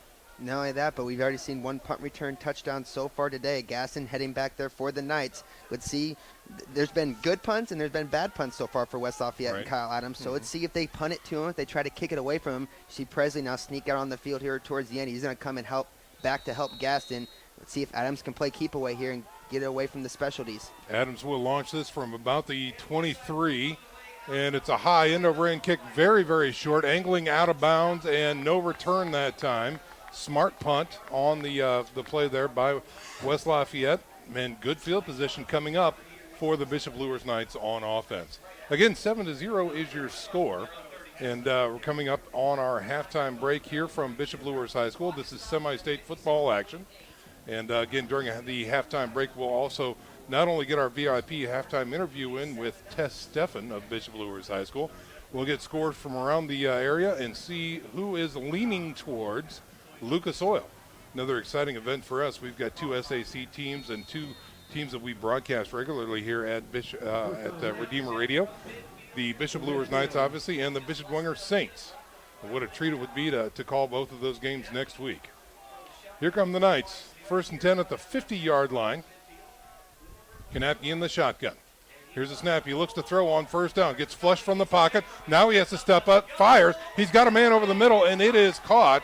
I believe that might have been Presley on the catch. Yeah, I think Presley did come up with that play. A nice job there to find a little bit of a soft spot in that West Lafayette cover 2 defense. He sits right there, waits for Kanapke to avoid the defense and make a throw down the field. I believe that was Johnson, Jay actually. McJohnson? Yeah, Jay McJohnson, number 3, with a 15-yard catch there. Or actually 12-yard, excuse me. And now we stop the clock with ball resting at the 30. Okay, so they're going to give him forward progress. Yeah, at the 35. That's where I saw the side judge to begin. So that is a 15-yard reception by Jay McJohnson. And now they wind the clock here. Bishop Luers on 1st and 10 from the West Lafayette 35. Here's a snap. He looks to throw. Now he's going to be flushed from the pocket, throws to the sidelines, and incomplete that time. Nate Moore was diving for it on the turf and couldn't come up with it. That is going to stop the clock with 33.9 seconds remaining in the first half. George Karlofkis and Tavion Woodard coming off of both edges for the Red Devils, trying to get to Kanapke, and we've seen Karlofkis get in that backfield a couple of times, but he keeps on falling. He keeps on slipping on the turf before he can get to Kanapke, and that's giving Norman a couple extra seconds to kind of look down the field and step up and make a throw. It's important that he stays composed and kind of keeps his eyes down the field. He's done a good job so far. 2nd and 10 now for the Bishop Luers Knights in the waning seconds of the first half. Can they convert? From the 35, here's the snap. Kanapke looks to throw. He wings it out. Right side, he's got a deep player. He's out there. It is caught. It is a touchdown. They call it good in the end zone. That is Nate Moore with a catch. Oh, Nate Moore, you are a playmaker, and you come up with a big play to end the first half for the Knights. Kanapke throws a beautiful ball on a streak route down the middle of the field, awesome protection up front by the Knights, making a nice cut for Knapke to step up and make the throw. Nate Moore, as sure hands as can be, makes the play, and the Knights get a huge score before the half. Unbelievable. Great score that time. A 35-yard strike from Knapke to number 16 Moore. 6 more points on the board for the Knights as Carter Drake comes in to line up the PAT. Wow, what a play that was. Josh Dippold on the hold for the Knights. Snap is good. The hold is down. The kick is up, and it is good. So the Knights come out, and they are smacking the Red Devils around 14-0 here with 27 seconds remaining in the first half. Stick around, folks. We're back in 30 seconds. You're listening to Semi-State Championship football here on Redeemer Radio, 106.3. Brooks steals it, tips it away to himself. He'll go to the hoop and slam it down. They attack, they get a great shot. Here he comes. And Lucas Cross. Shot hits the post. And a centering feed to Luke Gibson. Shot scores. The rush comes. Oh, almost picked off by Ethan Hoover. And the takedown.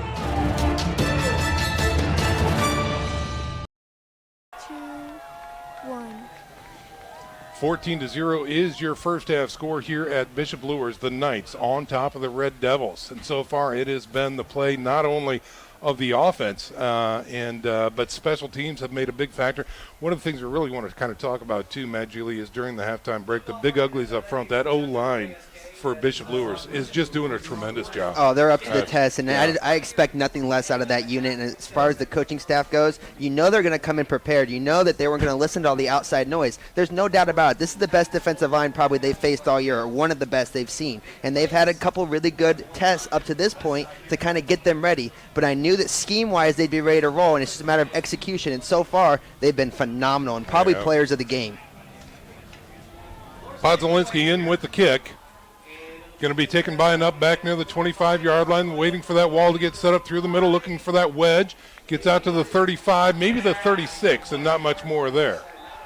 And now we've got a few extracurriculars out in the mud out there. And both players now coming off the field, and everything looks good. It might have been Gaston, actually, out there involved with that. Yeah, just saying hi, making sure everybody gets a good break at halftime, seeing how the drive was. Nothing big, just hanging out. Yep, little chips and salsa. That's it. So the ball is at the 35-yard line, and that's where West Lafayette will take over. With 18.9 seconds to go here in the first half, they are down 2 touchdowns. 14-0 is your score. And, Matt, we talked about it again before the contest began. Very, very terra incognita, for West Lafayette. They are not used to this whatsoever. No, and they're not used to playing from behind, as Eric Pete mentioned earlier in the game and made a great point there. And let's see what happens. Let's see who steps up and tries to make a play here. Only a couple opportunities before half. Rolling out, looking to throw is the quarterback, and he lofts one into the sidelines. Nothing there, as a great pressure that time really gets Kyle Adams out of his rhythm. Takes a lot of time off the clock there, too, for an incomplete pass. Good pass coverage by the secondary, and that was the main focus for this defensive unit all week long, according to Coach Causey and the defensive coaches. It was all about getting that secondary ready for a big test in this offense, and it's all about having great coverage and being able to stay on the man as the quarterback extends the play. As you said, he takes a lot of time off the clock. He tries to look downfield. On second down, here's a give through the middle, and he's got some room, and he gets a 10-yard gain that time. That is Sage Hood on a little draw through the middle. The counter worked that time for 10. Great job there by Hood. As soon as he got the ball, he kind of bobbled it, and he almost threw it up in the air to himself. Good concentration to stay with it, bring it down, and get a run upfield. So that's just enough to make West Lafayette feel like, maybe we have a shot here. They call a timeout and try to reset the offense and get in the field goal range. 5.4 seconds remaining here. Now the ball is at their own 46-yard line. So, again, it would take really a monumental effort here for West Lafayette to put some points on the board, even if they did have, a big, huge leg. But let's see what happens. I think could very well be here some strategy being put forth in relation to starting the second half. Let's see what happens here, because I've got a theory. But anyway, the timeout is over. Yeah, Croc over their kicker. He's 4-4 from field goals this year. His longest 39. So he's efficient when he kicks it. 81 of 83 PAT. So he is a weapon, but they still got a ways to go. Here's the snap with 5 seconds to go. It's a backside screen. and it is taken. He's got some downfield blocks, still running, and caught from behind at the 35-yard line. Time is out. That is it. Your first half is over, ladies and gentlemen. The Bishop Luers Knights exit the field to a standing ovation here, and it is 14-0 over the West Lafayette Red Devils. The Knights go into the locker room full of confidence and really firing on all cylinders. We're going to go ahead and step out for a 1-minute break. We're going to come back with our halftime presentation, which, of course, is brought to you by Shawnee Construction. So stick around, football fans. Lots to talk about during our halftime show here. You're listening to Semi-State Championship football action on Redeemer Radio, 106.3 FM. When you experience a sports injury, muscle, or joint pain, you want treatment right away. Parkview Ortho Express provides same-day orthopedic and sports injury care without referral or appointment, offering diagnostics, x-rays, the region's only body composition DEXA scan right inside of the Sport One Parkview Fieldhouse. Walk in Monday through Thursday, 7 to 7, Friday, 7 to 5, and Saturday, 8 to noon. For more information, go to parkviewsportsmedicine.com/orthoexpress. It's the comets. Comets falling from the sky. Comets falling from the sky. Comets falling from the sky. Comets falling from the sky. Comets falling from the sky. Comets falling from the sky. Comets falling from the sky. Comets falling from the sky. As a mom, I appreciate that someone was able to get me into the system, having an appointment quickly so we could get him to return to the football team as quick as possible. It was kind of nice to witness the neuroassessment and how in-depth the neuroassessment was here in the concussion clinic. It was just an amazing process.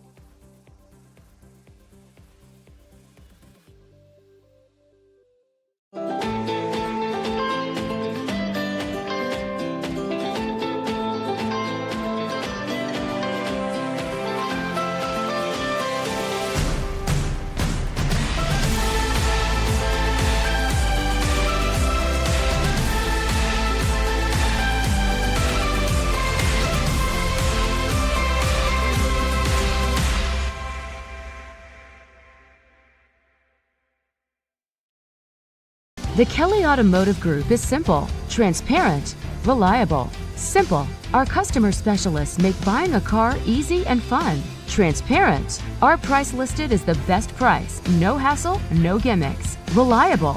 Buy with confidence and peace of mind. We work hard to ensure the best value however you shop. Choose from over 60 vehicles under $10,000. Visit drivekelly.com. The Kelly Automotive Group. Simple, transparent, reliable.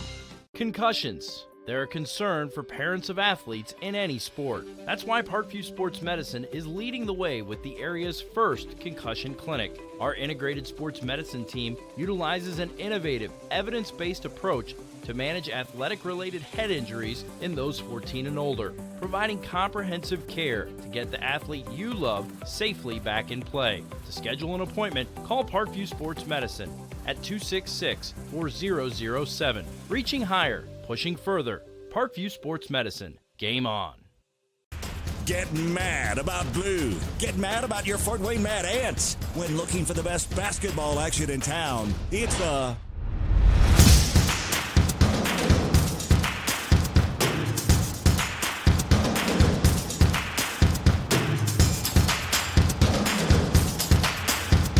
Go to FortWayneMadAnts.com for the complete game schedule. See your Fort Wayne Mad Ants in action. Get mad about blue. I chose St. Francis because they made a promise that I would have real-world experience that I could take when I graduated, and they delivered on that promise. For me, the classroom only gets you so far, so they're setting you up with an internship. I had a mentor that they set me up with that was a CEO of a DuPont hospital in Fort Wayne. They offer degrees in accounting, business administration, risk management and insurance, marketing, and finance. You know, they just did a great job of the full circle of not only the education, but also the experience. Parkview Sports Medicine, especially since I've been a pro, has been a place where my game has really been able to develop in multiple facets. Injury prevention, maintenance, physical therapy, weightlifting, agility work, all the things that I need to do in order to have an NBA body. This is the place for me to go when I come back home and I need to get a workout in. Always welcome me back with open arms. Parkview Sports Medicine. Game on. Both runners are running. Play coming home. From the crucial plays to the highlight of the game to the victory celebration, we are there. Summit City Sports isn't just a business, it's a group of companies investing in the youth of Fort Wayne athletics. It's because of Parkview Sports Medicine, because of Kelly Automotive Group, Indiana Wesleyan University, University of St. Francis, and Big Eye Fish, that we can produce our broadcast viewed by hundreds of thousands in Northeast Indiana. Support Summit City Sports. Become a sponsor. Join our winning team today. Of our Catholic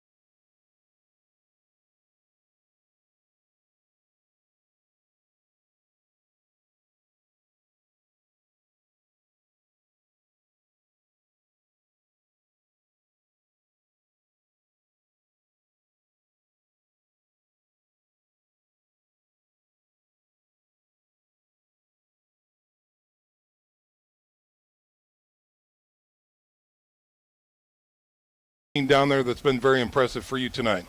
Well, absolutely. It has to be the Luers defense, holding West Lafayette to 0 points in the first half. The Red Devils last week had their season low in points, 24, against Brebeuf Jesuit in the regional championship game, and they've got a goose egg on the board in the first half. And that just speaks volumes to what the Bishop Luers defense has been able to do tonight. You know, the first 6 games of the season, they were averaging giving up 36 points, and then they kind of had a turnaround. The last 7 games holding opponents to 18, so they cut it in half, going from 36 to 18. And by the way, they faced Snyder and Dwenger in that second half run during that impressive streak. One thing I find really interesting, and something I saw this week leading up to the game, Sage Hood, West Lafayette's star running back, had said, when interviewed this week, he said that the best defense they'll ever face is every Tuesday.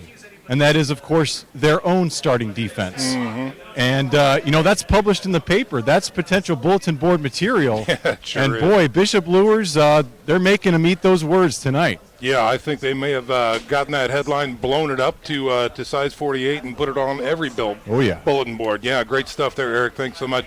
And, guys, we were talking, we don't want to call this game early by any stretch of the imagination. But I was thinking, and Eric, I want to keep you on here as well, but when both bishops go down to Lucas Oil, I believe, Eric, we were talking about this before. Was it 2010 or was it 11? Yeah, 2010 was the last time that we've had both teams go down to Lucas Oil the same year, and it's happened a total of 5 times. So 2010's been the most recent one. It's been 8 years, and guys, that we've never had both win state the same year. So wouldn't that be something? Boy, just tremendous. Yeah, absolutely right. Well, again, I think the Bishop Dwenger Saints are well on their way, but we've got 24 minutes of football left to play here as the Red Devils come out of the locker room and make their way back out onto the field to get ready for the third quarter. The Red Devils will receive the ball to start the third quarter, and we are going to prepare just for that. So for a little 1-minute break, and before we do that, we just want to remind everybody that one of our sponsors is Hubcap Express. They are the experts in run-flat tires and plus-size fitment. If you need your rims straightened, Hubcap Express fixes bent wheels. For all your tire needs, visit Hubcap Express. They're located at 606 West Coliseum Boulevard and on the web at hubcapexpress.com. We're back in 60 seconds. You're listening to Semi-State Championship Football here on Redeemer Radio 106.3 FM. Parkview Sports Medicine is an integrated sports medicine team. I mean, I always had my family behind me. I always had my team behind me, but to have staff that wanted the best for me and to get me feeling better the quickest was really reassuring. Parkview Sports Medicine. Game on. The Kelly Automotive Group is simple, transparent, reliable. Simple. Our customer specialists make buying a car easy and fun. Transparent. Our price listed is the best price. No hassle, no gimmicks. Reliable. Buy with confidence and peace of mind. We work hard to ensure the best value however you shop. Choose from over 60 vehicles under $10,000. Visit drivekelly.com. The Kelly Automotive Group. Simple, transparent, reliable.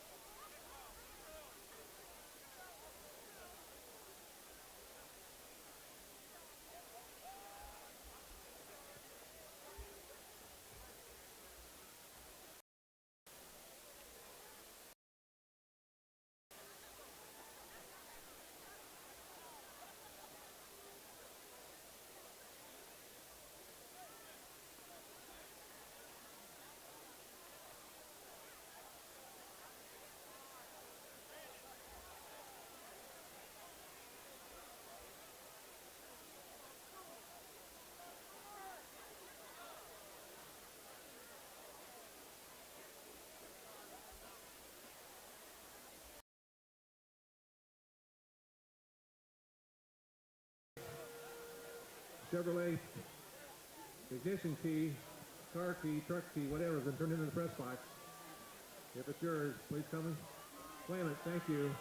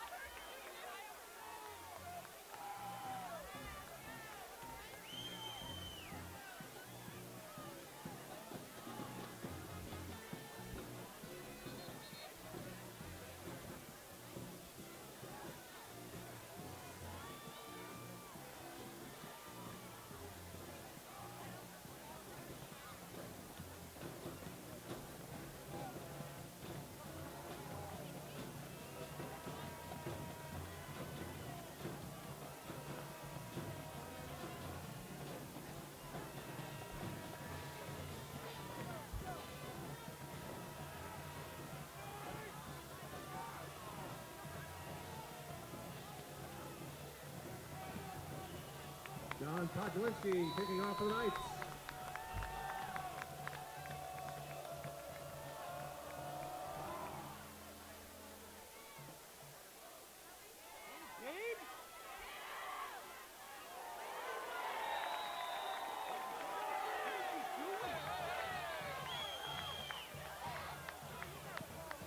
Spencer Blackman on the return. That's Burkmeyer in the tackle.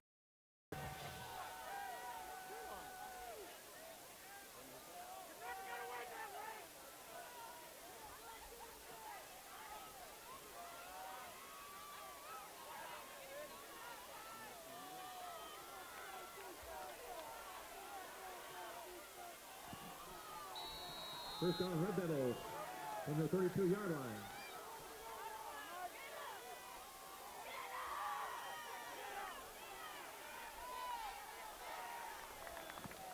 And pass complete to R.J. Erb.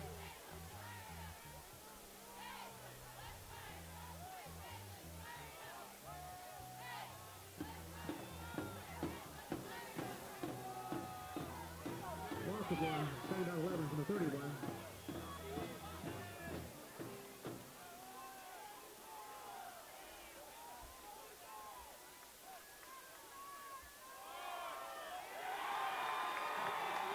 Dave Hood, followed by Josh Ripley.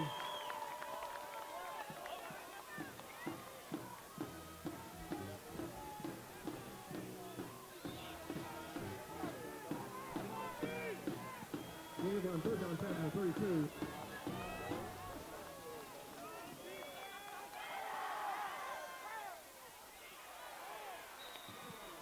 Adams pass complete. Harrison threw it with the reception. First down, West Lafayette.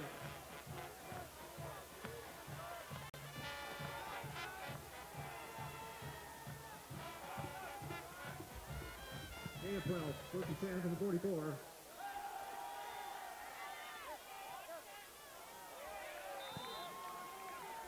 Adams pass complete. Jennifer Hazel, second down 10.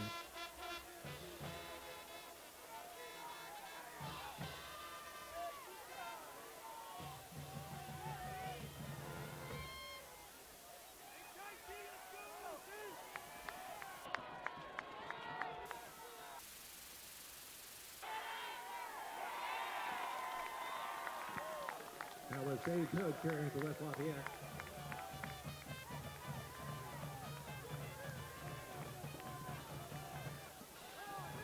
Will Darius on the stop.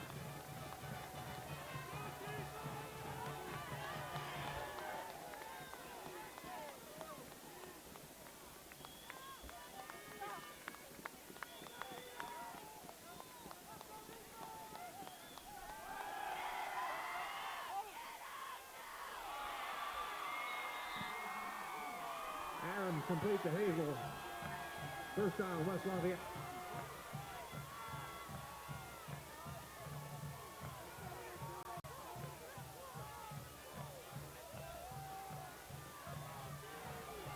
First down, West Lafayette from the right 37.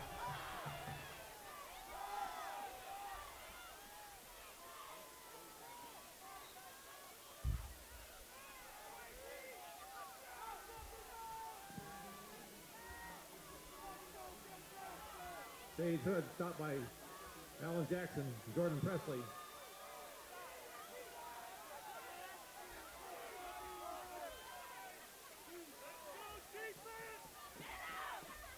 Second 7 to 33.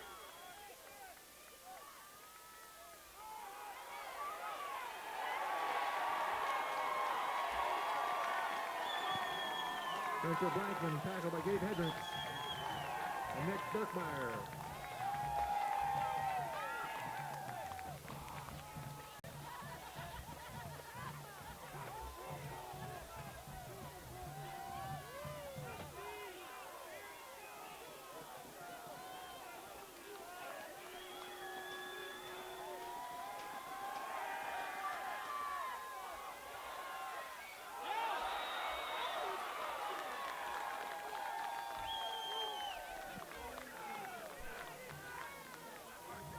Pass caught out of bounds. Incomplete. 4th and 8.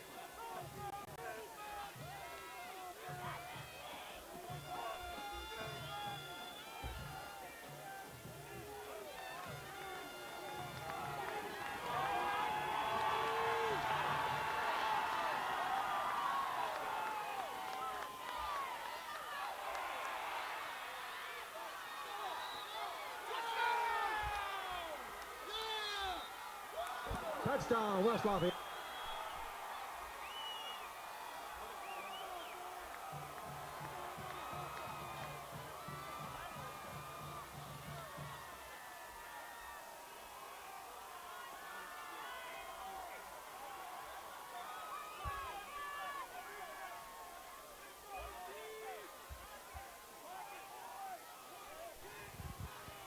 Hey, guys.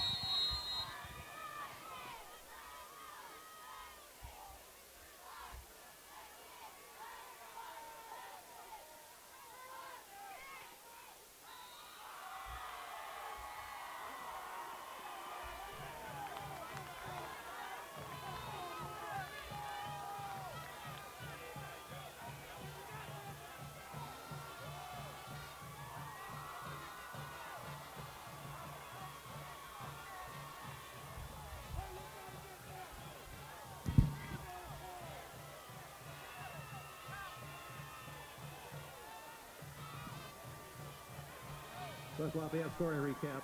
68 yards, 10 plays. Time of possession 3 minutes and 5 seconds. 35-yard touchdown pass. Kyle Adams to Sage Hood. Point after completed by Caleb Truckover. Makes the score. Bishop Luers 14, West Lafayette 7.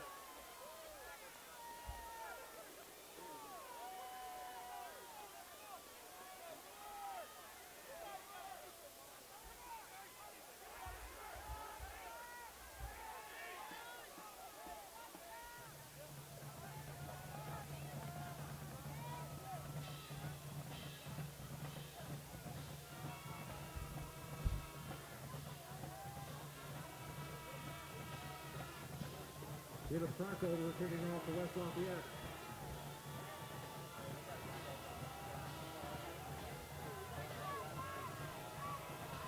Receiver wide open for the score. All right, so again, apologies to our friends there at Summit City. We had a little technical problem, and I hope the audio is back now. All right, so again, here is a chip shot, if you will, high arcing ball taken by an up back by Bishop Luers. And so no return that way as number 23, Contral Ash, just grabs it out of the air. And again, we talked about it. The Knights will have good field position. They don't want to kick it deep, so they will settle for the Knights getting good field position. Looks to be about the Knights' 41, 42-yard line. Big first drive here for the Knights offense. A chance to kind of get everybody relaxed and calm down and moving down the field, get the field position back on your side, establish some offense, establish some momentum, and give your defense a chance to rest on the sidelines. All right, so here we go. On 1st and 10, Kanapke looks over the defense. He's got 2 wide receivers to the right side, 1 wide left, and a single setback. Here's the snap, and it's a give through the middle this time. Presley trying to get through. He breaks a few tackles, breaks it outside, tries to get north and south, gets a nice 8, maybe 9-yard gain that time. Good job up front for the Knights, Presley runs right behind Michael Murphy, Ben Rectanis, and Will Derrick right up the middle, gets to the second level, and then when he gets to the second level, he's going to start breaking some tackles. He does a good job, but unfortunately, looks like somebody's down on that far sideline, and I don't see number 2, which is not good. No, it's blending into the ground. The black jersey with the mud on it on the far side of the field. We've got trainers making their way over to the far side. So we're going to go ahead and step out for at least a 30-second break right now. 14-7 is your score. Luers on top and is driving, and they're going to attend to the player over there on the far side of the field. So we'll step out for a little break. You're listening to semi-state championship football action here on Redeemer Radio, 106.3 FM. Clear. Runners are running, play coming home. From the crucial plays to the highlight of the game to the victory celebration, we are there. Summit City Sports isn't just a business, it's a group of companies investing in the youth of Fort Wayne athletics. It's because of Parkview Sports Medicine, because of Kelly Automotive Group, Indiana Wesleyan University, University of St. Francis, and Big Eye Fish, that we can produce our broadcast viewed by hundreds of thousands in Northeast Indiana. Support Summit City Sports. Become a sponsor. Join our winning team today. And looks from all appearances, he might be back. So anyway, right now, after that good gain that time of 7, that brings up 2nd and 3. Excuse me, Knapke looks to throw, he dumps it off. That's Hedgecock with the first down and more. Puts his shoulder into it before he's knocked out of bounds, deeper into Red Devil territory at about the 34. Nice catch there from Cameron Hedgecock. Knapke had a good pass protection up front for the offensive line, and he's able to deliver a nice bullet to the left side of the field. Hedgecock's defender fell down, which gave him a little bit of an open space to turn upfield and get some more yards. A huge chunk play for Luers, and it's looking nice here. First down on the other side of the field. Ball resting at the 35-yard line of West Lafayette as Knapke again lines up in the shotgun. 2 wide receivers to the right side, 1 wide left. Here's a snap. Again, give to Mutter through the middle, trying to find his way through the left side. Is Coward that time. Won't find much there. Gets it inside the 35, maybe to the 34. Not much up front there and unable to really find a hold and break it through. He does end up get a yard out of it. I keep my eye on the sideline here. Presley's really stretching that leg and kind of getting a lot of fluids in him. It's a pretty good sign that maybe he was cramping a little bit on that play, which is tough to do in the cold, but he's been a workhorse all night long. That he has. 2nd and 9 now for the Knights as Knapke looks over the defense. Here's the snap. He looks to throw on 2nd down. Pocket collapsing. Throws the ball to the flats. Got his man. Makes a turn that time. And it looks like he's going to be taken down near the 25-yard line as the receiver is he cramping up is the question. He's kicking his legs and flailing a little bit. And it's Nate Moore. It's Nate Moore on the outside who made the reception, turned upfield for a nice gain on 2nd down. And they've yet to move the line of scrimmage, which makes me question if it's... Did he catch it? I guess they're saying maybe he didn't catch it, which is hard to decide because he caught it, he spun, and he ran upfield about 4 yards. So let's check in with Eric. Eric, did you see something down there? Well, I did see Jordan Presley just run back out onto the field. He's in the offensive huddle. Okay. So he's back on the field. And, guys, just a note about Presley. You know, it seems as Presley goes, Luers goes, especially in the postseason. You know, with him healthy in uniform, in the past 2 seasons as a Knight, Luers is 7-0 in the postseason. Their only loss, of course, was last year regionals to Marion, and that's when Presley was injured in the 2nd series of the game and had to sit the rest out. So as long as Presley is healthy, this team has been clicking. Now you see Nate Moore hobbling off a lot more gingerly than Mr. Presley did a few minutes ago. He so surely did. We'll check on him. Yeah, the timeout on the play, there was actually a holding penalty against Bishop Luers as well, so they are well beyond the sticks right now. And we're going to call this a 2nd and forever for the Knights with 7:30 to go in the 3rd quarter. 14-7 is your score. Knights on top. They're going to line up with a trips package to the right side. Single protector offset to the right side as well. That's Presley in the backfield with Knapke as he looks over the defense. 5 on the play clock. Here's a snap. Looking to throw. Pocket. No, he gets wrangled and dropped.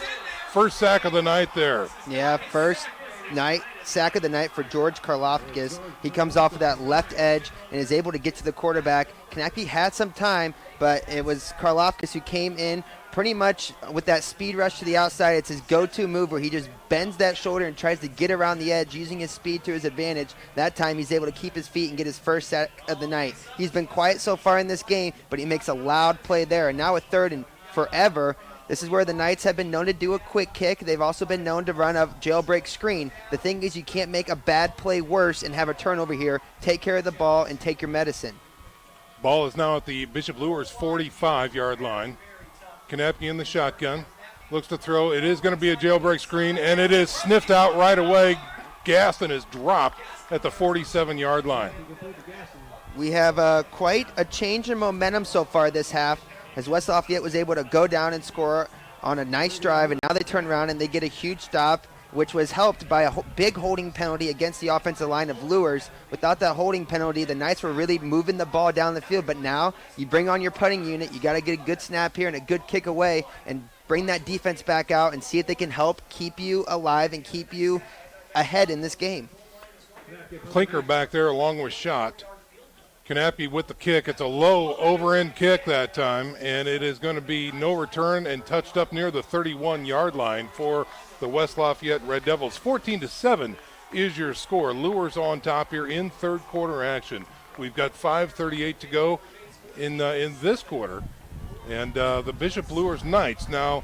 The defense can't overstate this. I mean, this has got to be their series here. That's all there is to it, Matt Geely. Yeah, they've had a couple opportunities, especially in that last drive where they could have really made that big stop to really get the ball back, and they were unable to come up with it. You got to stay true to yourself, stay on those wide receivers on the outside, and stop the run. They've had success so far tonight. They just got to keep it up. On 1st and 10, here's the quarterback looking to throw. Guns it through the flats. He's got his man. It is caught, yes, for a gain of about 8, maybe 9. Harrison Truitt on the catch there for West Lafayette. He came all the way from the left outside across the middle of the field and kind of gets close to the chains and makes a nice catch. He's their go-to target, and he's had a good second half. 2nd and 1. Again, they go to the air to the flats right side. Incomplete that time, and that brings up a 3rd and 1 for the Red Devils. Again, we talked about that first opening series here in the third quarter. A lot of really critical third down conversions were made by West Lafayette. Here's another one right here. Yeah, there's no doubt West Lafayette staying to what got him here. Spread it out and throw it around, and this is exactly how they've become 13-0. They got a good quarterback and good wide receivers. So the Knights have to play tight defense, get some pressure, get their hands up at the line of scrimmage, and try to get a bat down. Man in motion to the left side. They give to the tailback through the middle. He's got the seam and more, dragging tacklers with him. Near the 48-yard line is Sage Hood. Tackle there by Kamari Harris. He comes in with over 100 tackles on the year. Makes a nice play, but it was way too far into the secondary where he had to make the tackle. Normally what your linebacker making the stick about 1 or 2 yards past the line of scrimmage. That one was more like 7. 1st and 10 at the 48. Here's the snap. He looks to throw, firing to the left side. He's got a man. No, incomplete that time. Was again trying to go for Harrison Truitt. And was just well off the mark. Ball deflected by Kamari Harris from the linebacker position. He dropped back in coverage and kind of stayed below Truitt, the wide receiver, who had a step on the outside. Nate Moore is trying to stay with him, but he's having trouble. But he is the closest thing to size the Knights have to match up with him. Ball at the 49-yard line. Quarterback tries to get it around the edge on the left side, slipping and sliding and falling forward is the quarterback, Kyle Adams. He will take it into Bishop Luers territory down to the 48-yard line. And that's going to bring up another 3rd and long situation here for West Lafayette. Not many times Adams keeps it on that read option. He was trying to catch Nick Berkmeyer sleeping from the defensive end position. Berkmeyer didn't fall for it. He stayed home and made a nice tackle, 3rd and long. Trips left side. He looks left. He's got plenty of time. Firing, now dumps it to the right side. Tries to find some room. He's got the first down and more. Going to the outside, getting knocked out of bounds deeper into Luers territory. Adams had all day to stand back there and throw, and the secondary did a phenomenal job covering down the field. They left one guy open, and that was their running back, once again, Hood. Hood had the touchdown, and now he has a big play on 3rd down. Big plays on 3rd down are killing the Knights on defense in the second half. They placed the ball at the 30-yard line. So gain of about 18 that time for West Lafayette. Now a man in motion to the left side. Give to the tailback this time. Trying to find some room through the middle. He has stood up. Flag coming out. So no gain on the play that time, and we will see what the call is.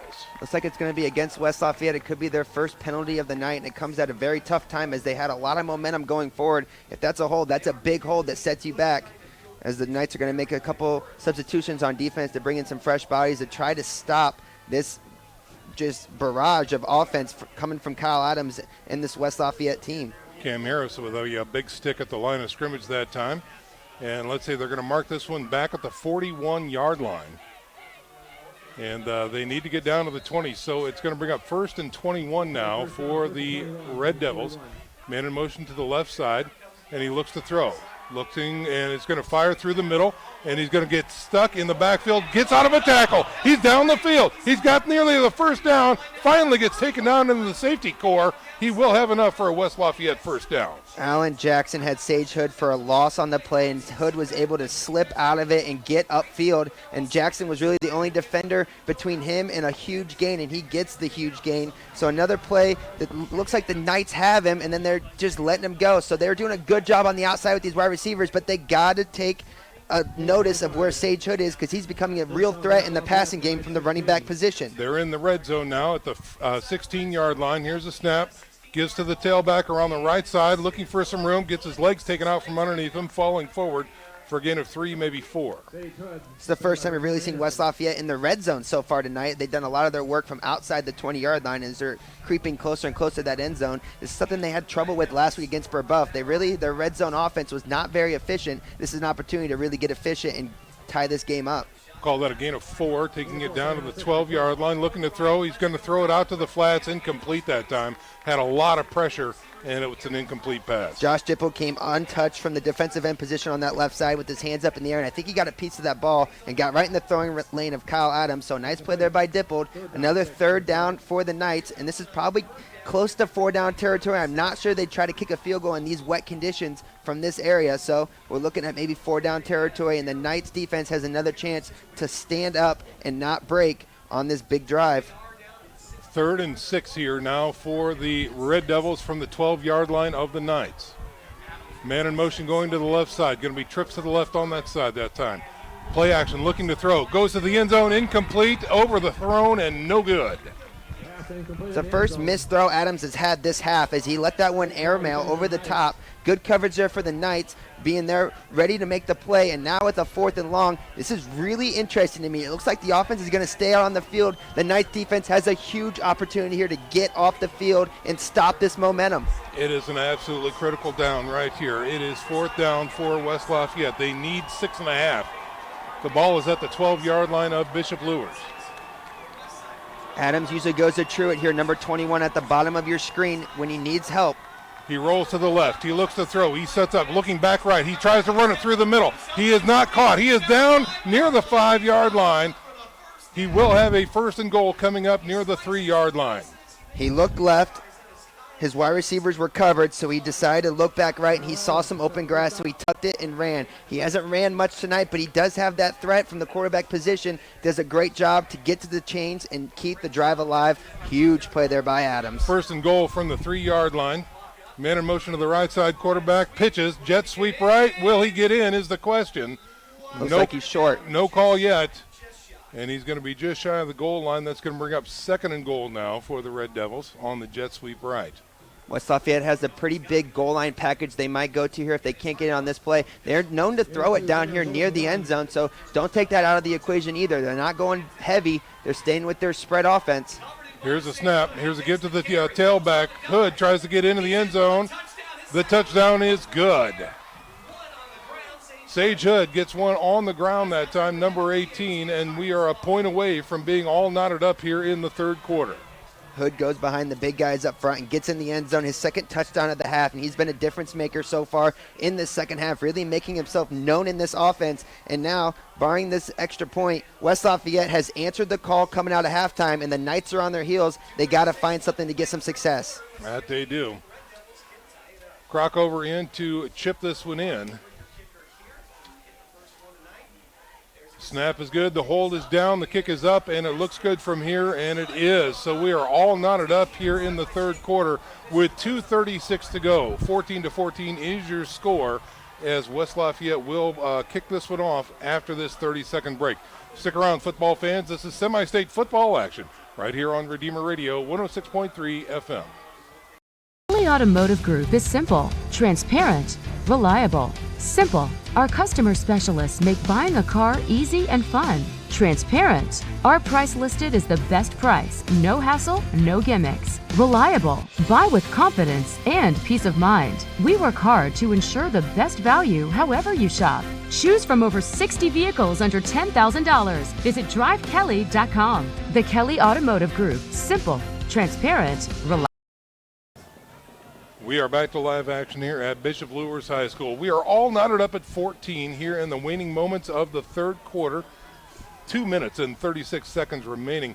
And Sage Hood for the West Lafayette Red Devils had a huge quarter there, Matt. Yeah, already 78 reception yards. He had that big reception touchdown on a little pass out of the backfield that he ran, and now showing his versatility, running the ball as well, doing a nice job there on the goal line to punch it in. That drive was really highlighted by Kyle Adams, the quarterback, on the fourth down keeper. When everybody was covered, he gets to the chains and moves it and kept the drive alive before the score.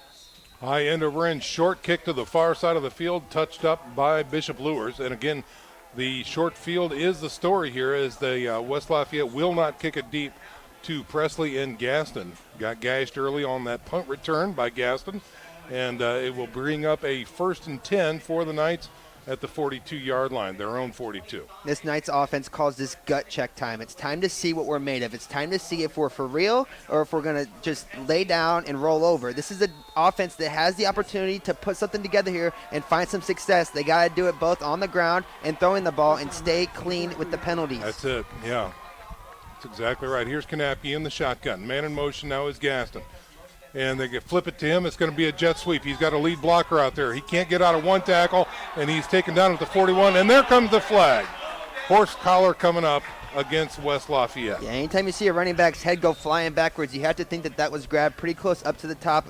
A tough tackle, a dangerous tackle on the play. Gaston looks to be okay as he gets up and gets back to the huddle. So a huge play there on first down to help him out. A 15-yard penalty, automatic first down for the Knights, and this drive is off to a good start. That is exactly right. That'll take the drive, the ball into Red Devil territory. And now the Knights will threaten here in the third quarter, as we still have 2:28 to go here in the third. So that'll mark it up at the 44-yard line of the Red Devils. Working just inside the right hash mark is Norman Knappke and company. He's going to have twins right, twins left, and a single setback is Presley.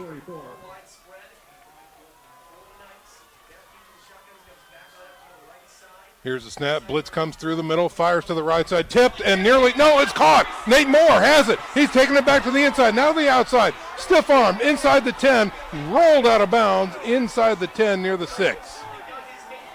That's a really late flag there, back where Nate Moore caught the ball. And when I mean late, I mean Nate Moore had already gone 20 yards down the field before the flag was thrown. I'm not quite sure what this call is going to be. It could be a sideline warning for being on the field. If this is a block in the back, Presley hit him square in the numbers, and I will be shocked because it was a huge catch and a great play. Looks like we're going to have a personal foul, head-to-head contact.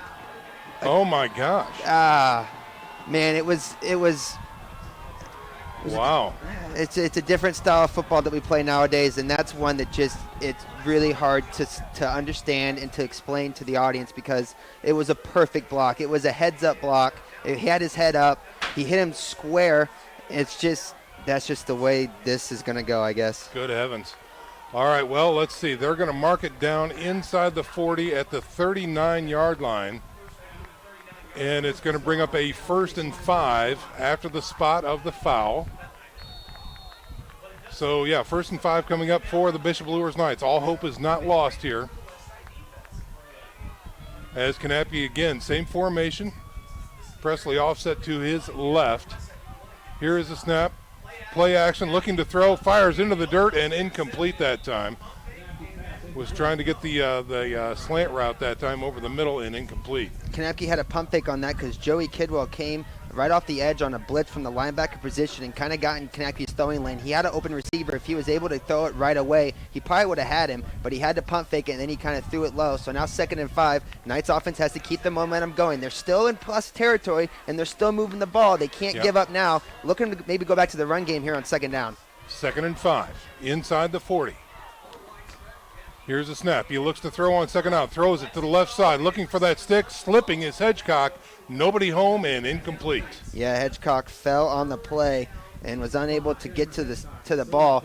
It was a long throw for Kanapke to make, especially into the wind. It's a tough one, and now with the 3rd and 5, on your side of the 50-yard line, there's 2 ways to play this. You can, in your mind, you can say, okay, this is 4 down territory, so I don't need to get it all. Or you think to yourself, okay, I want to play the field position game, and I'm going for the 1st down here. Well, so yeah, I think they're going to make that decision after this play right here. Let's see what happens here. Same formation this time. Presley offset to the right side.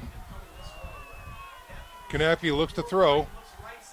Guns it. He's got his man. It is caught, and trickling out of bounds is Nate Moore once again with a huge catch for the Knights. Nate Moore does a great job with a nice little button hook. It's actually the same play and the same pass route that he ran the last play where he had the huge chunk that got called back. And he's finding soft zones in that cover 2 defense against West Lafayette. He's able to sit there, use those trusty hands to make a catch, and immediately turn upfield. Great play by the Knights to keep the drive alive. A huge 3rd down conversion by the Knights. Fresh numbers on the sticks. Here we go on 1st and 10 inside the 30. They're going to check off. 2 wideouts to the left, 2 wideouts to the right, and a single setback. Working inside the right hash mark. Kanapke. Here's the snap. No, play action throwing, and the slant doesn't work. Went through the interior slant that time, in and out of the hands of his receiver, and they're going to burn that down. Good play action there for the Knights. I don't mind the play call. And it was another quick hitter, and they've been having a lot of success on the quick hitters all night long. You're trying to get to the wide receivers before the defense really can get to Kanapke and get in his way. That one just came up a little short. Good throw, just couldn't come up with it. 2nd down and long. 2nd and 10 now from the 25-yard line. Now they're going to move it back. About the 26, maybe 27. So 2nd and 10. Under 2 minutes to go now in the 3rd quarter. All knotted up at 14. Kanapke looks over the defense. And now we've got a timeout on the field. Official now coming over to the sideline. Look like he's asking one of the coaches to radio something up, so we'll wait and see what we hear. So we got to put a few more seconds back on the clock. It was at 1:41. They went 1:54 back on the clock.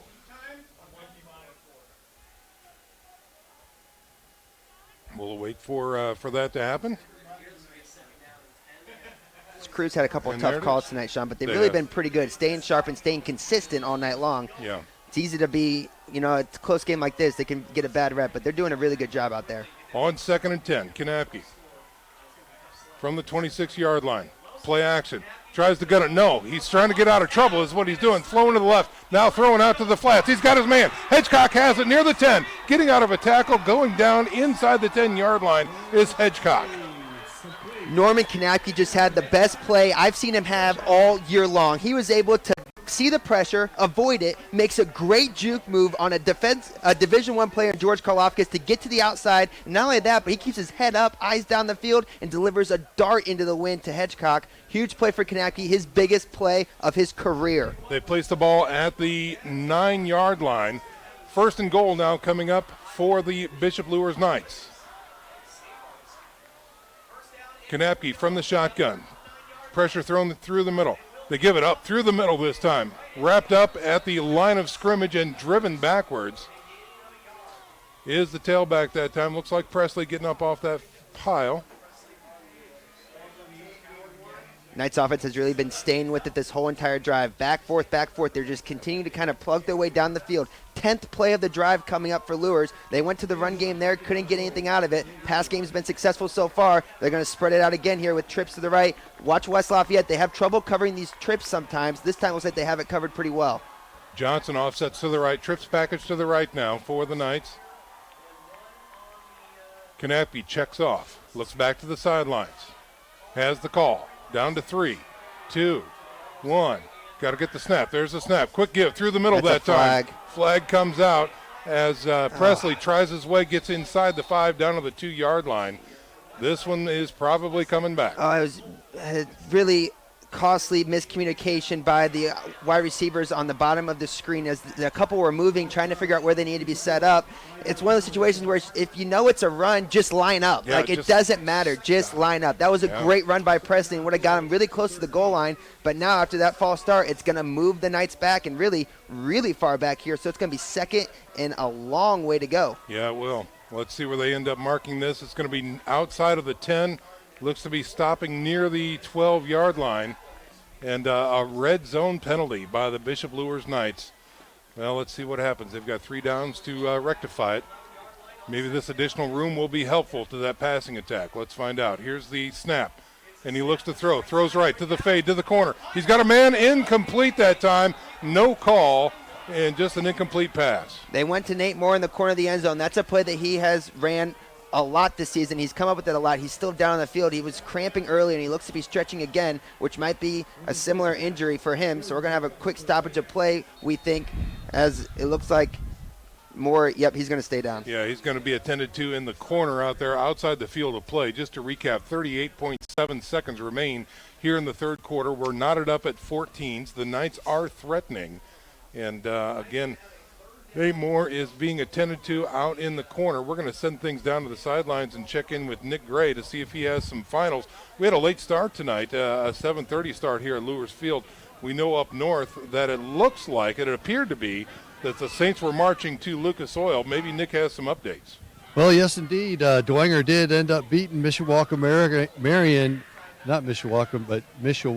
Cavemen 24-6. So they will play the winner of Marion, which is over at Evansville Central tomorrow afternoon. So the winner of that game.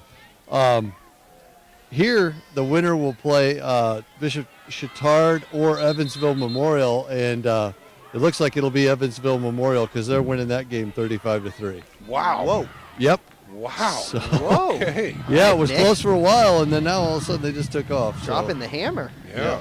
Yep. Back up to you guys. All right, thanks very much. All right, the timeout is over, and it looks like the Knights are coming back out on the field, minus Nate Moore. Cam Hedgecock is going to be wide out to the top of the screen out there on the left side. Johnny Sewell checks in for the Knights to replace Moore at the bottom. The incompletion brings up a 3rd and goal.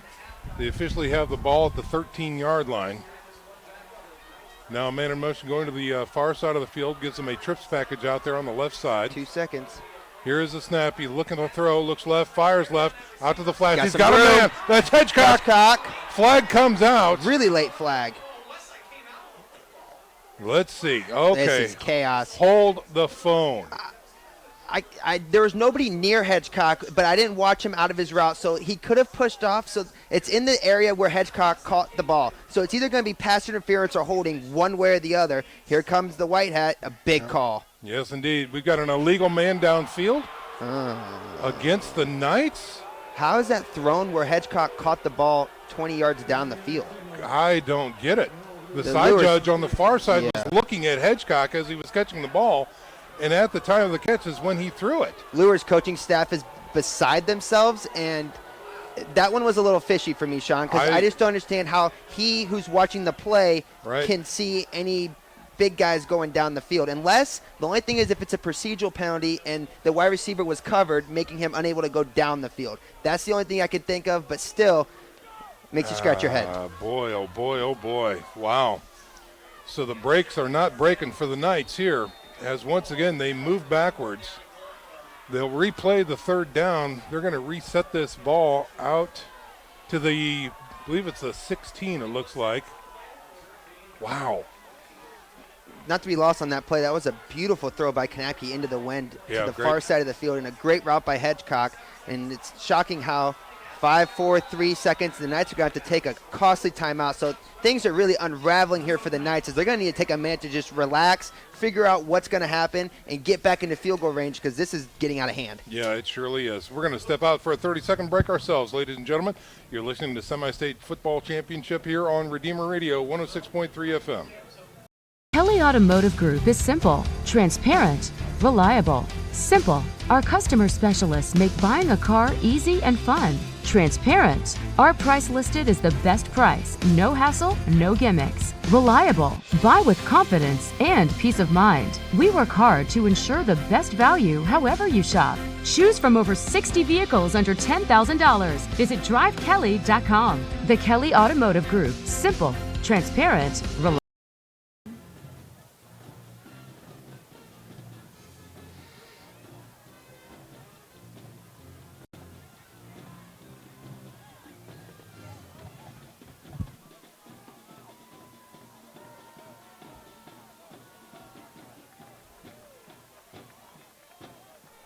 A little bit if they look for a possible field goal. We're right on the fringe. If they pick up about 5 yards, right on the fringe of field goal range, but the field conditions not ideal. We'll see what they do. All right, here we go. Third down. Twins right and left. Single setback. Kanapke looks over the defense. Blitz looks to come through the middle. Now they back away. Yeah, two linebackers showing like they're going. Here's a snap. He looks to throw. Throws over the line. He's got a man. It is an incomplete pass there. In and out of the hands, and no good that time, and that's going to bring up fourth down for the Knights. Fourth and goal with still a long way to go. I don't know if this is outside Carter Drake's range or not. He comes in 90% from point after attempts and 4 of 8 from field goals, his longest being 33 yards. This one seems a little bit outside his range, so a fourth and forever, and the Knights have to go for it.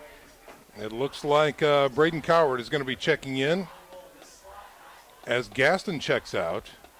10 seconds left on the Knights, really nonchalant on this drive. It's yeah, shocking to see. sloppy. I haven't seen it all year. Trip 5 package seconds. to the left.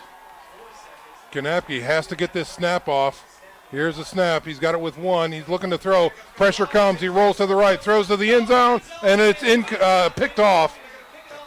Oh, wait, incomplete? Oh, that's a terrible call. That's a bad call, and that's a bailout call, because if he would have caught that, it would have been their ball inside the 5-yard line. Instead, they get it all the way out at the 20.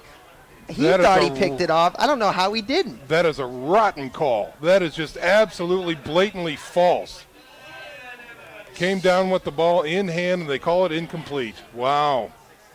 Well, all right, so West Lafayette holds on defense after a series of mishaps and miscues by the Bishop Luers Knights. Still knotted up at 14 with lots of time to play here, ladies and gentlemen. We've got 19 seconds left to go in the third quarter.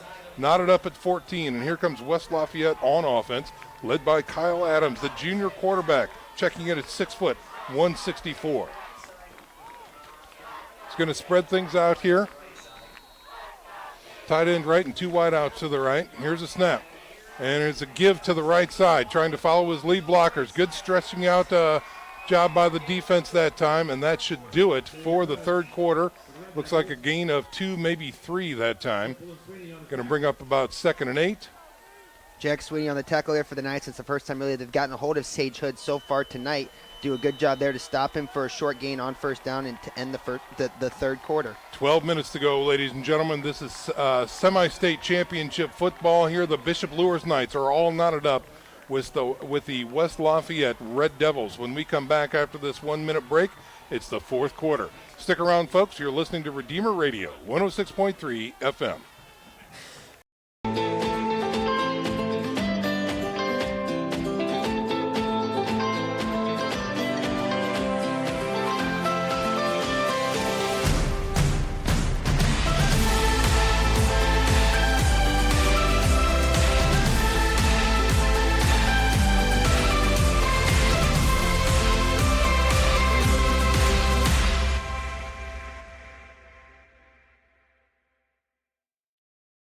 Both runners are running, play coming home. From the crucial plays to the highlight of the game to the victory celebration, we are there. Summit City Sports isn't just a business, it's a group of companies investing in the youth of Fort Wayne athletics. It's because of Parkview Sports Medicine, because of Kelly Automotive Group, Indiana Wesleyan University, University of St. Francis, and Big Eye Fish, that we can produce our... 3, 2, 1. We are back to live action here, ladies and gentlemen. On 2nd and long, quarterback sneaks out to the left side, tries to throw opposite his body, throws incomplete, and now the Red Devils are facing another 3rd and long situation. Yeah, Adams trying to make a play with his feet while keeping his eyes down the field. He tries to deliver a ball to the outside, and it was just a little bit over the head of the wide receiver. So now another 3rd and long. West Lafayette's been very successful on these this half. Let's see if they can keep it up and convert on this one in their own territory. From the 17-yard line, West Lafayette, a man in motion, looking to throw to the left side. He's got a man in stride. He's got it. The first down and more. Getting outside and taking it down for a first down is a receiver for the, I think, was that Hazel? I see a 2. I think it's Erb, number 22, Yep. R.J. Erb on a catch that time for the Red Devils. Nice job there by Erb. He comes in with 895 yards, receiving 83 receptions, 11 touchdowns. Here is a jet sweep to the right side this time with a couple lead blockers. Takes it out to the 41-yard line.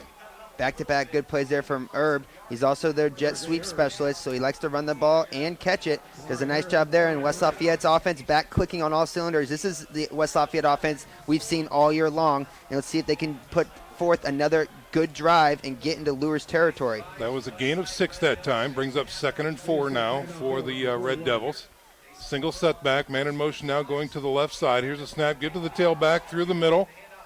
That is Hood, still on his feet, trying to grind it out.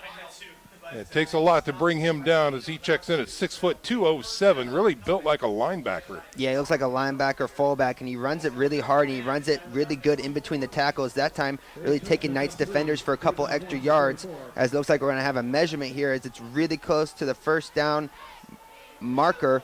So we have a stoppage of play here for a measurement. This gives the Luers defense a chance to maybe catch their breath and figure out what they need to do to get a stop. So the ball is just shy of the 45-yard line as the sticks come out towards the midfield.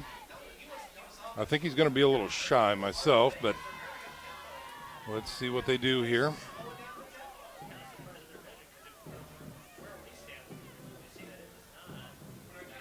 He is going to be short. Short about half a yard, I'd say, so it's going to be 3rd and inches to go. All right, so they're going to remove the sticks and get those reset. So another 3rd down conversion opportunity coming up here for West Lafayette. They have been pretty spectacular here throughout the second half of converting on 3rd and whatever, it seems. So we're in the 4th quarter, just over 11 minutes to go here, all knotted up at 14. Now a man in motion going to the left side, give to Hood through the middle. He's got the first down, gets into the linebacker core, and he's going to be taken down near the 49-yard line. Good run by Hood up the middle. Nice job there by the offensive line, getting a push to the 2nd level. Does a good job there, and just short of the 50-yard line goes West Lafayette, move the chains, and keep on eating the clock. Going to the ground game here and really kind of making Luers defense play a little bit more smash mouth type of defense. 1st and 10 from the 49-yard line now for West Lafayette as they're moving left to right on your radio dial. Here's the snap, and he looks to throw on 1st down. Has time now. He's flushed. Rolls to the right. He's got room now. Decides to throw downfield. Incomplete that time. No good. That's where Kyle Adams, as I said at the top of the broadcast, he is a scrambler, but he's a thrower first, runner second. That time he got outside the pocket, and he had nothing but green grass ahead of him as the Luers contained had lost their position. But instead, he saw a streaking wide receiver. He tried to flip his shoulders and throw it down the field. That's a tough throw to make on the run. He airmails it. Instead of having a huge gain on the ground, now he's stuck with 2nd and 10. That's it. Again, they reset the ball at the 49-yard line. Trips package to the right side this time. One wide left. Here's a snap, play action. Looks to throw, has plenty of time. Now rolling to his right.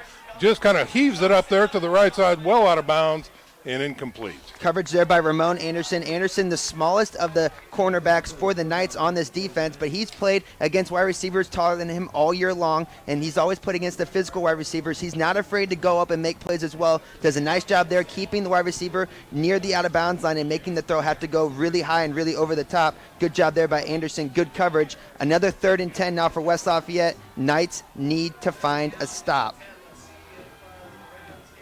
9th play of the drive here coming up, Sean. From the 49-yard line. Man in motion now coming to the right side. Going to be 3 on this side. They wait there. Looks to throw right. He has all kinds of time. Fires. He's got a man out in the slot. And he gets a 1st down or more. Trying to take him down. They can't. He gets out of 2, 3 tackles and gets down to the 25-yard line. That's number 14 for West Lafayette. Yanni Karlofkis, the younger brother of the Karloftis duo. First time I really called his name all night. He hasn't really had much of a factor on the offense from the wide receiver position. That time he was unaccounted for, makes a nice catch, and it takes a couple guys to bring him down. Another huge play, another huge conversion for West Lafayette. They're up to the test so far here in the second half, and they got the Knights defense on their heels. That they do. They mark him down at the 25-yard line with another huge third down conversion for the Red Devils. And again, 1st and 10 now coming up from the 25-yard line. It's like we have another clock situation. Just trying to reset the play clock, and looks like we're ready to roll. There we go. Blow the whistle, man in motion to the left side. Give to Hood through the middle this time. This time he is stuffed right at the line of scrimmage for no gain. Tackle there by Josh Dippold from the left end position. Nice job there, coming right down, staying with his shoulders square to the line of scrimmage and making a nice stick right at the line of scrimmage. He's been coming untouched a lot on those inside run plays, and with his quickness, being a strong safety, playing defensive end, his quickness has helped him get into that backfield before the running back can get through the line of scrimmage. 14-14 is your score. All knotted up. West Lafayette just outside the red zone at the 25-yard line and driving. Facing a 2nd and 10 now from the 25. Here's a snap. Play action, rolling to the left, looking for some room. He's got some pressure. Gets out of that pressure, gets north and south, gets near the first down stick, still on his feet, running down the sideline near the end zone. Everybody thought Kyle Adams, the quarterback, was going out of bounds. Instead, he switched upfield and cut it upfield and got another 10 yards on the play. That time he shows he doesn't make the mistake and try to throw it. He just tucks it and runs, and that's a huge gain. And now West Lafayette's knocking on the door to take the lead in this game in the fourth quarter. They are poised at the 2-yard line now. 1st and goal for West Lafayette. Can they put 6 on the board right here? They give to Hood through the middle. He gets into the end zone. Touchdown. Hood goes right up the middle, right behind that big offensive line. It's been all Sage Hood here in the second half. Between him and the legs of Kyle Adams, those two have really been the difference makers for West Lafayette, and that 12-play drive ends with a touchdown score, and that touchdown could be key. Yes, indeed it could. Crockover in for the PAT as they line things up.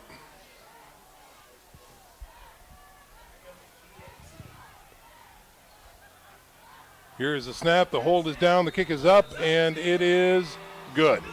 All right, so 7 more points on the board for West Lafayette. The score now 21-14 as they take their first lead of the night here in the fourth quarter. We'll send it down to the sidelines and check in with Eric Peete. Hey, guys. You know, from my vantage point down here, the field conditions have steadily worsened through the night. You know, walking on the field before the game, I walked on it again at halftime, and it's just gotten so slick. But, you know, West Lafayette, as Matt was talking before the game off air, they're used to playing on a turf field. And so it took a while for them to find their footing, no pun intended. But, you know, once they kind of figured out how to maneuver and how to operate in this slick grass/mud mess out here, they've really, you know, turned it on and no turning back at this point. And you've just kind of seen a big change in the Momo, guys. Well, you surely have, Eric, and that really lends itself also to some great coaching over there at West Lafayette. You know, Coach Fry in his 6th year has a tremendous track record over there. Clearly, Matt, they know how to make halftime adjustments. Yeah, they've come out here and they've kind of stuck to their game plan, and really the execution has been much better. And it seemed like when it got into 3rd and long in the first half, they kind of got timid and they kind of made mental mistakes. This half, they're just playing free, they're playing fast, they're playing hard, and that was a huge 11-play drive and really a gut check drive for West Lafayette. Knights need to answer a score with the score here. It looks like a little onside kick recovered by the Knights, and that was a little bit of a malicious play there. Kind of crossed between slipping and still going for it, but it's one of those where he's unprotected, kind of like that head-to-head collision that we had against Jordan Presley of the Knights, where he's unprotected. And so if we're going to do player safety, let's do player safety. Yeah, good call. It goes both ways, not just one. So, again, the Knights with the successful cover, they're going to mark it at the 44-yard line. And here's comes Kanapke and company with a short field again. They need to convert. 9 minutes left to go in the contest. 21-14 is your score. West Lafayette over Bishop Luers so far. First lead of the night for West Lafayette.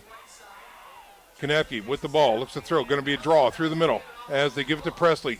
Gets north and south, gets stood up, and finally They blow the whistle after he gets out to the 46-yard line. Yeah, they went with the draw play, and that's the second draw we've seen tonight. And that one had a little bit more success than the first one, but still not a lot of yards there on first down. Offensive line, which seemed to be getting a lot of good movement in the first half, having trouble kind of getting going here. They also haven't been on the field that much. Right. This is a huge drive here to kind of move the ball, and they need a score.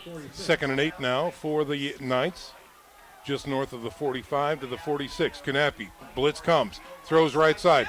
Tipped and caught by Bishop Luers. And that is going to be a reception by Hedgecock off the defensive tip.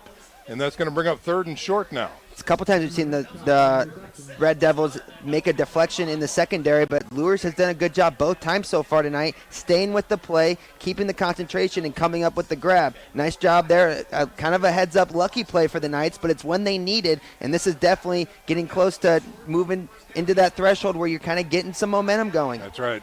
3rd and 1 here for the Knights. Twins right and left. Here's a snap. Oh, ball is on the ground. It was a bad snap, and it looks like West Lafayette may have recovered. Looks like I see a 4th down sign, so Luers is going to keep the ball, but that's a huge loss on the play. Offense to stay on the field. This is one of those situations where you got to pick this up, but now it's in the back of your head as the center. Got to have a good snap here. That's all there is to it. And that is going to bring up a 4th and 4. They were at 4th and 1. That was a loss at 3 that time. Oh, they're going to mark it at the 46, actually, or check that 49 instead of the 50. So a long 4th and 3 now from the shotgun is Knappe.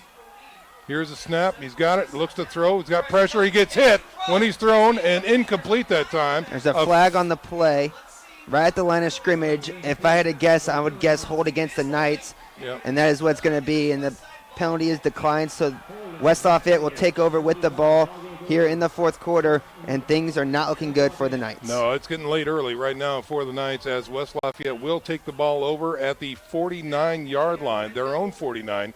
So 51 yards to go for the Red Devils with 7:19 to go in the contest. They lead 21-14 over the Bishop Luers Knights. It's one of the first times tonight we've seen the offensive line not pick up a blitz up the middle. West Lafayette brought a linebacker, and they've done that all night long, and this time the guards of the Knights were unable to really come up with them, and that's why Knappe got hit so quick. Yes, indeed. All right, on 1st down, here's a low snap. Quarterback has it through the middle this time. Not much there for Adams. Gets out to the 50.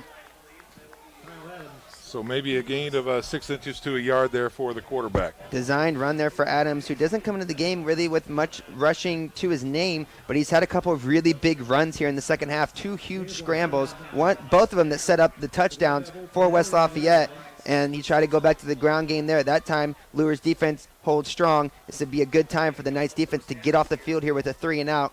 Big down here on 2nd down. All right, so a rare huddle this time by West Lafayette. They break that and come out to the line. 2 wideouts to the right, single setback. Now a man in motion to the left side. Here's a snap. Jet sweep on the left side. Finds the corner, gets north and south. Still running down the field before he's knocked down deep into Luers territory. Pretty sure that was R.J. Erb who got that handoff and made it around the edge, and they've ran that play multiple times tonight and really haven't had any luck with it. They stick with it, and that time it pays off huge for them. That's the first time I've really seen him turn the corner untouched, and he turns it into a huge gain here, and the Knights are once again on their heels. 19-yard run takes it down to the 30-yard line of Bishop Luers on 1st and 10. Here's a quick snap. Has plenty of time, airs it out over the top, and incomplete that time. It was a jump ball situation. And no good, incomplete. Jump ball situation is correct, Sean, and that's a kind of a head scratcher of a play call. Joe Derrick went up and tried to make the play. He has a couple interceptions on the year for this Knights defense, unable to come up with that one. He had 2 picks coming into the game, and that's one that he probably had a good shot to get, and it's kind of a 50-50 jump ball that I'm not sure West Lafayette needs at this time in the game. It stops the clock, and their running game has been effective. On 2nd and 10, here's going to be an end around. Hood tries to break it north and south. And he's going to get into the linebacker core before he's taken down after a gain of close to 5. Yeah, I just run it until Luers proves that they can stop it. I mean, the clock is on your side right now, and this is something that West Lafayette kind of hinted at last week against Brebeuf. They were up in the 4th quarter 24-10, and they were still running no huddle, throwing the ball around. So it's maybe something that they're not really used to doing in close games. On 3rd and 5, here's a man coming to the right side. I see some movement up front. I think they're going to get pinched on this one. It might be the first time I've seen their offensive line really make a big mistake here. as it is encroachment against the defense. Oh, my heavens. Wow. Did not see that one coming. I've been really bad tonight, Sean, with picking up these penalties. I'm not a good mind reader with these refs. That's all right. Well, they take it down to the red zone marker at the 20, and that is a free 1st and 10 now coming up for West Lafayette. Wow. 1st and 10 from the Bishop Luers 20.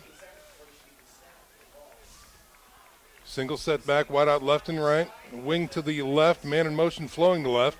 This time they give it to Hood, who tries to find his way in between the tackles. There's Flag another coming flag on out. the play. This may be holding coming up against West Lafayette, maybe a little makeup call. Your guess is as good as mine. Yeah. Good job there by Gabe Hendricks up the middle, shedding his block, and he was the one who was getting hold, and he also made the play. Eric Pete, what do you have for us, sir? Boy, if I'm the Luers sideline, and here it is, they're finally starting clapping, and the fans are on their feet. This is the season right here. You got to get fired up. This defense has a chance here, especially after marching off the penalty yards, to get a stop on defense and get your team the ball.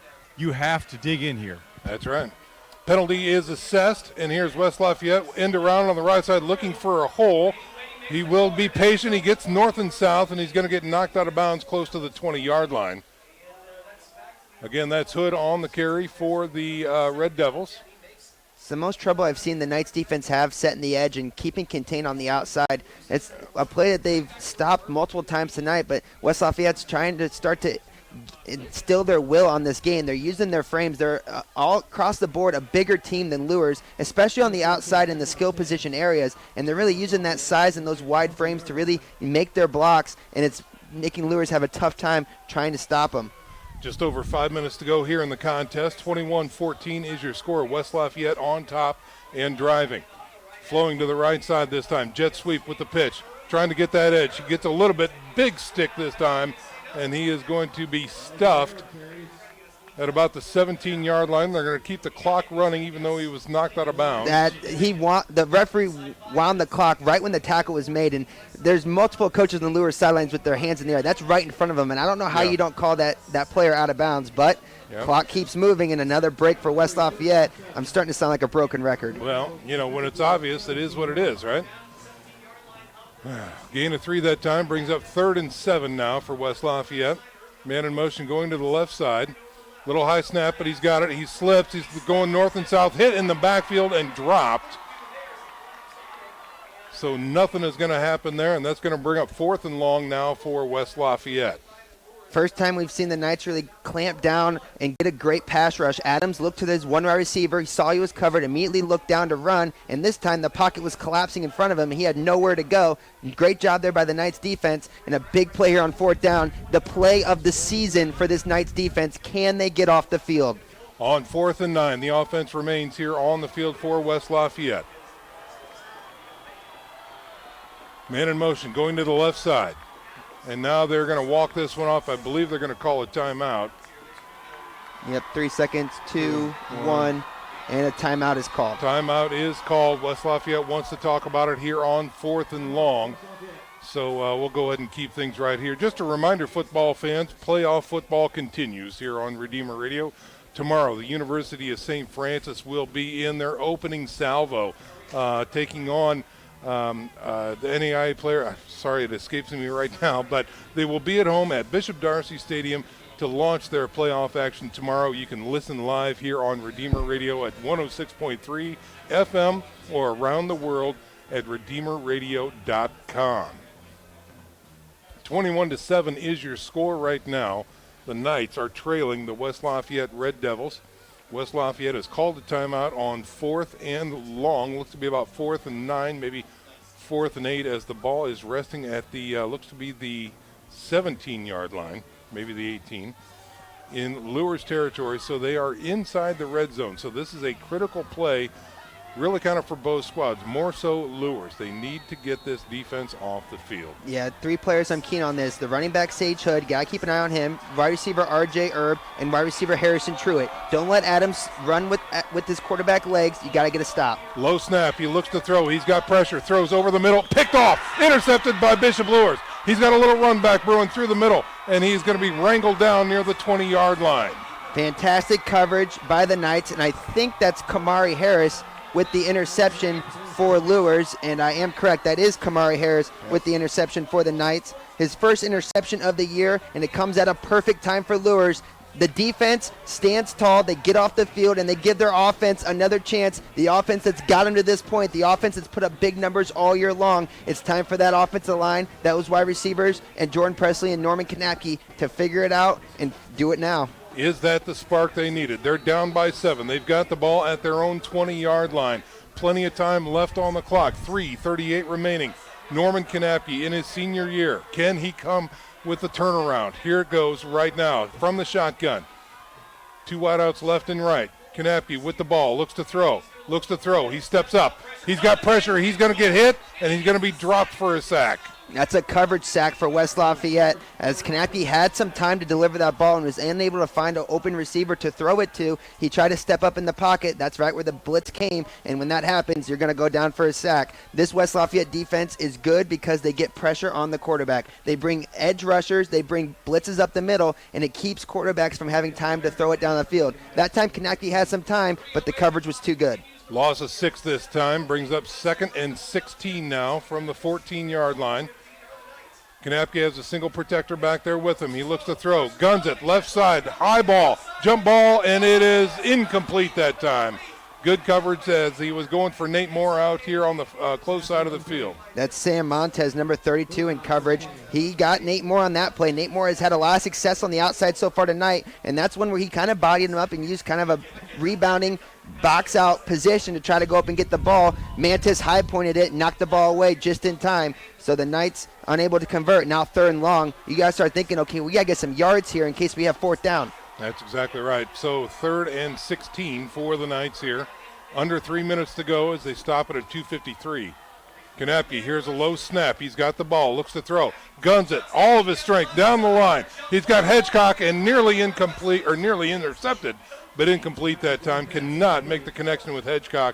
Good coverage again by West Lafayette. Hedgecock had a little bit of a cushion, but there was a guy over the top for West Lafayette. The problem was when Hedgecock turned around, he couldn't find the ball in the air. You saw his head searching for the ball and was just unable to really see it. And that's a very lonely feeling out there. It's almost like an outfielder losing a ball in the lights. He just couldn't come up with the ball, and now you have 4th and forever, and Kanapke's got to connect on one of these Hail Marys. That's all there is to it. That's what they're down to right now. As Braden Coward checks in for the Knights. Taking a while here, 5 seconds. Taking too long. 3, 2, 1. Here's a snap with zeros. He got the play off. He has pressure, rolls. He guns it down the field, right through the middle, no good, incomplete, and that might do it right there, ladies and gentlemen. No good on the Hail Mary down the middle of the field. Intended receiver was Presley, number 2, and he just couldn't come up with it. He was about triple covered. Makes me feel for Presley because I think it hit him in the hands, and that's a play where, he makes exceptional plays because he's an exceptional player, and that's one that normally I think he makes. Now your average wide receiver doesn't have a shot at it, but just the way he ran that route and went up to high point, I think it hit him in the hands, and he had a chance to come down with it. It's a very lonely feeling out there right now for Jordan Presley. He tried his best, and that's a great effort by the Luers wide receiver. Just comes up a little short, and now the clock is not on your side. 2 minutes and 37 seconds remain in the contest, and West Lafayette leads by 7. Now they've got the ball deep in Luers territory to put an exclamation on this very hard-fought game here. Here's a snap, give to Hood around the edge on the right side. He's got room, he's at the 10, he's at the 5, goes for the end zone, knocked out of bounds, shy of the end zone. Good tackle there on the outside by Jay McJohnson, but not after a huge gain by Hood. Hood with a great rush on that play as he was able to get down near the goal line. And you can just tell the air has been taken completely out of this Bishop Luers Knights team, and they know that the time is just ticking away. Yeah, that's all there is to it. So they place the ball at about the 2-yard line. 1st and goal coming up for the Red Devils. Hood in the backfield, standing to the left of the quarterback.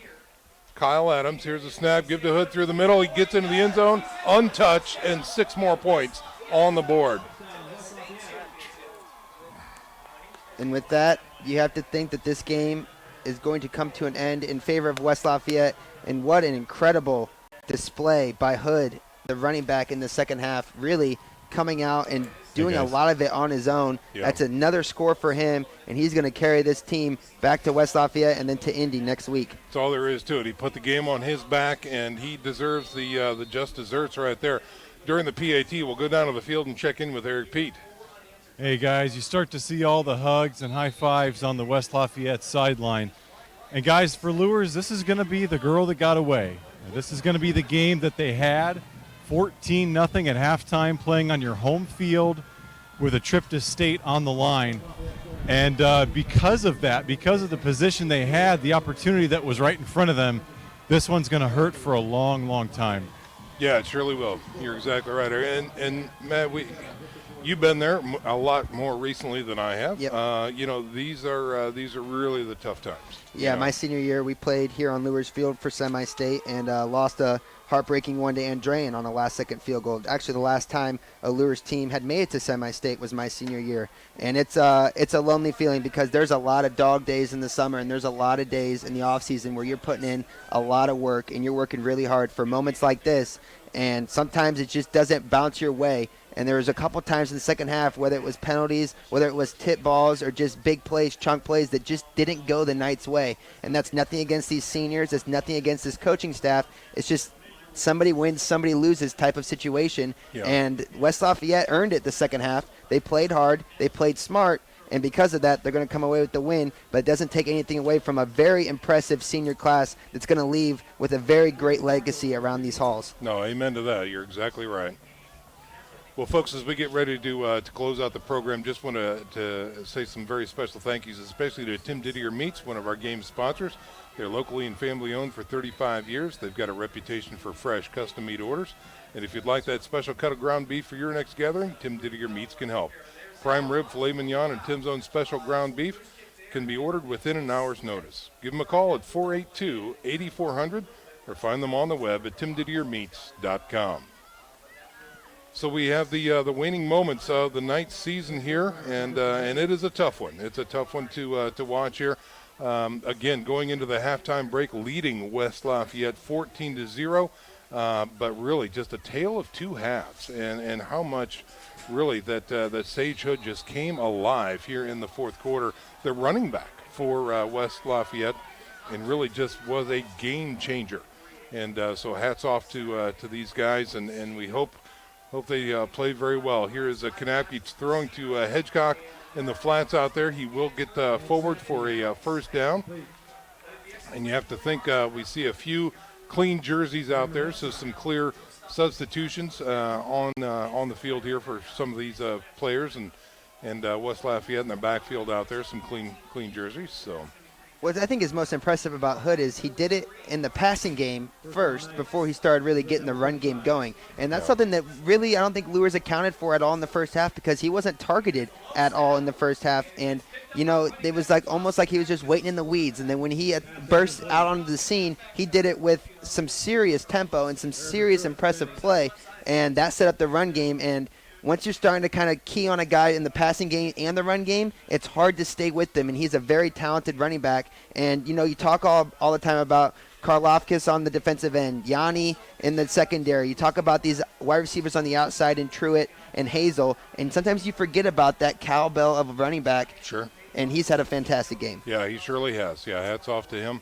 And hats off again to this entire Bishop Luers squad here. They've really had a lot of adversity to battle through this entire season. They have had their ups. They've had their downs. Here we see a false start by Bishop Luers, so that's going to move them back 5 and bring up a 2nd and 15. They're going to put the ball back near the midfield stripe. But a tremendous amount of highlight plays. This was a team that had significant potential at any one given point of the game to really kind of break things open, especially on offense. But I think for me, Matt, when you look at the beginning of this season for the Bishop Luers Knights, comparatively, it's this defense that has really, really grown and just really made a very big statement as a squad.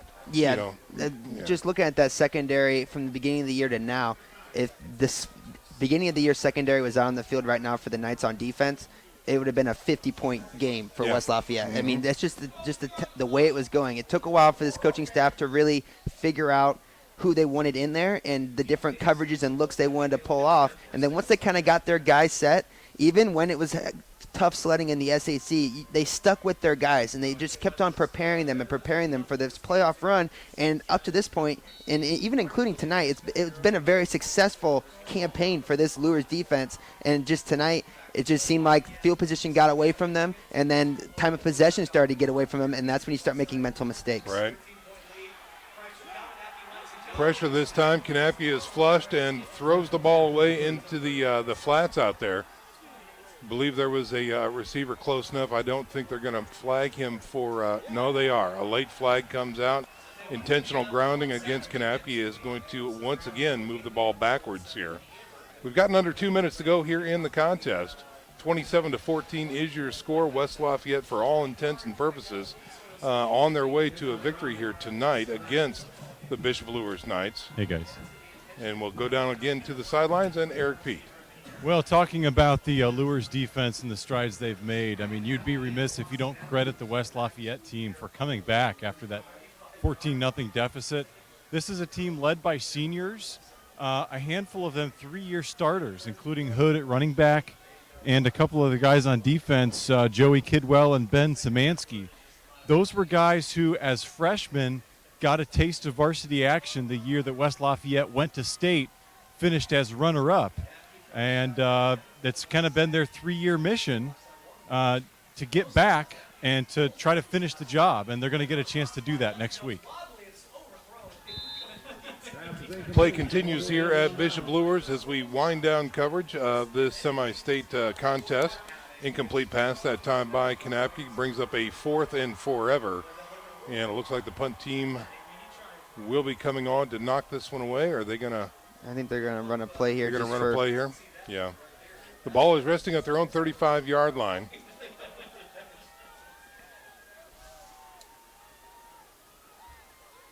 As Kanapke looks over to the sidelines here. And let's see, we've got a trips package lined up on the left side. Single setback, one wide right. Will he get the play out? They do get the snap off. He's going to step up into the pocket, airs it out, flats, and sliding down and incomplete that time. No catch and incomplete. And that just kind of puts a period on this second half of the contest for the Bishop Luers Knights here. Yeah, West Lafayette, I would assume, is going to come out and take a couple knees to close out this game, as Kanapke's throw came up a little short on 4th and forever. It was going to be well short of the line to gain, but he threw it as far as he could and just unable to come up with it.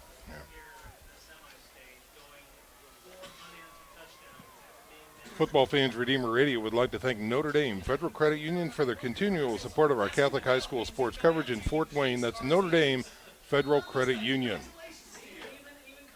So a little tight formation here, and they are going to run a play here. Give it to Hood, tries to find his way through the middle this time.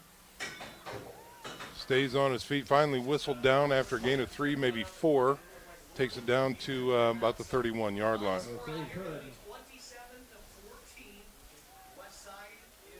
And that should get us down close to the 1.5 mark. We're under 1:30 to go here in the contest. And they are taking their time, again, looking over at the sidelines, just trying to grind this clock down until they can do a victory formation, it looks like. Certainly taking as much time as possible, which we thank them for that. Gives Charlie an opportunity to get some final numbers going here. And maybe not so much here in the waning moments of the fourth quarter, but certainly it gives you a good feel for what the total numbers look like here. Hood this time starts his way through the middle, breaks it out to the outside. And looks like he will have enough or very close to a first down here on second down. It's going to bring up, 3rd and inches? Yeah, 3rd and inches, and looks like we have a timeout.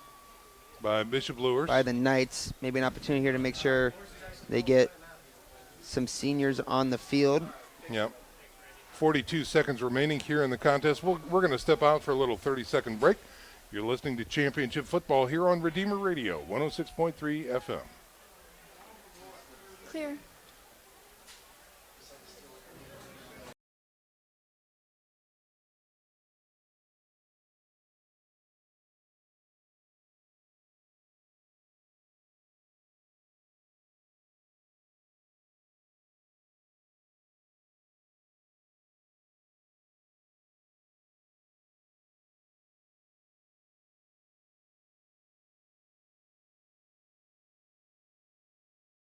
We are back to live action here at Luers High School, where it is a disappointing end to the Bishop Luers football season. 27-14 is your score right now in the waning moments of the fourth quarter.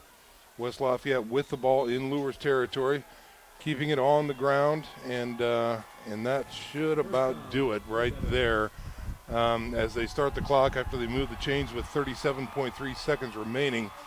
They will wind the clock, and that's going to about do it, ladies and gentlemen. The West Lafayette Red Devils have come in to Luers Stadium and won their semi-state action.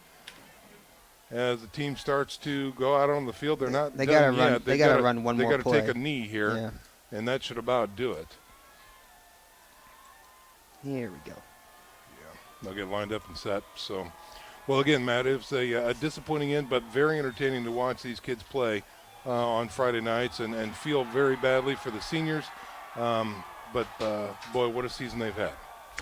Yeah, it's a sour ending to a very, very impressive season for these Knights. They came in with quite a few question marks on both sides of the ball. How would the offensive line play? How would the defensive unit as a whole play? You know, where would Norman Kanapke grow as a quarterback, and where could he get better? You know, you had skill players on the outside in Presley and Gaston, and it was just a matter of who else was going to kind of fill out this team.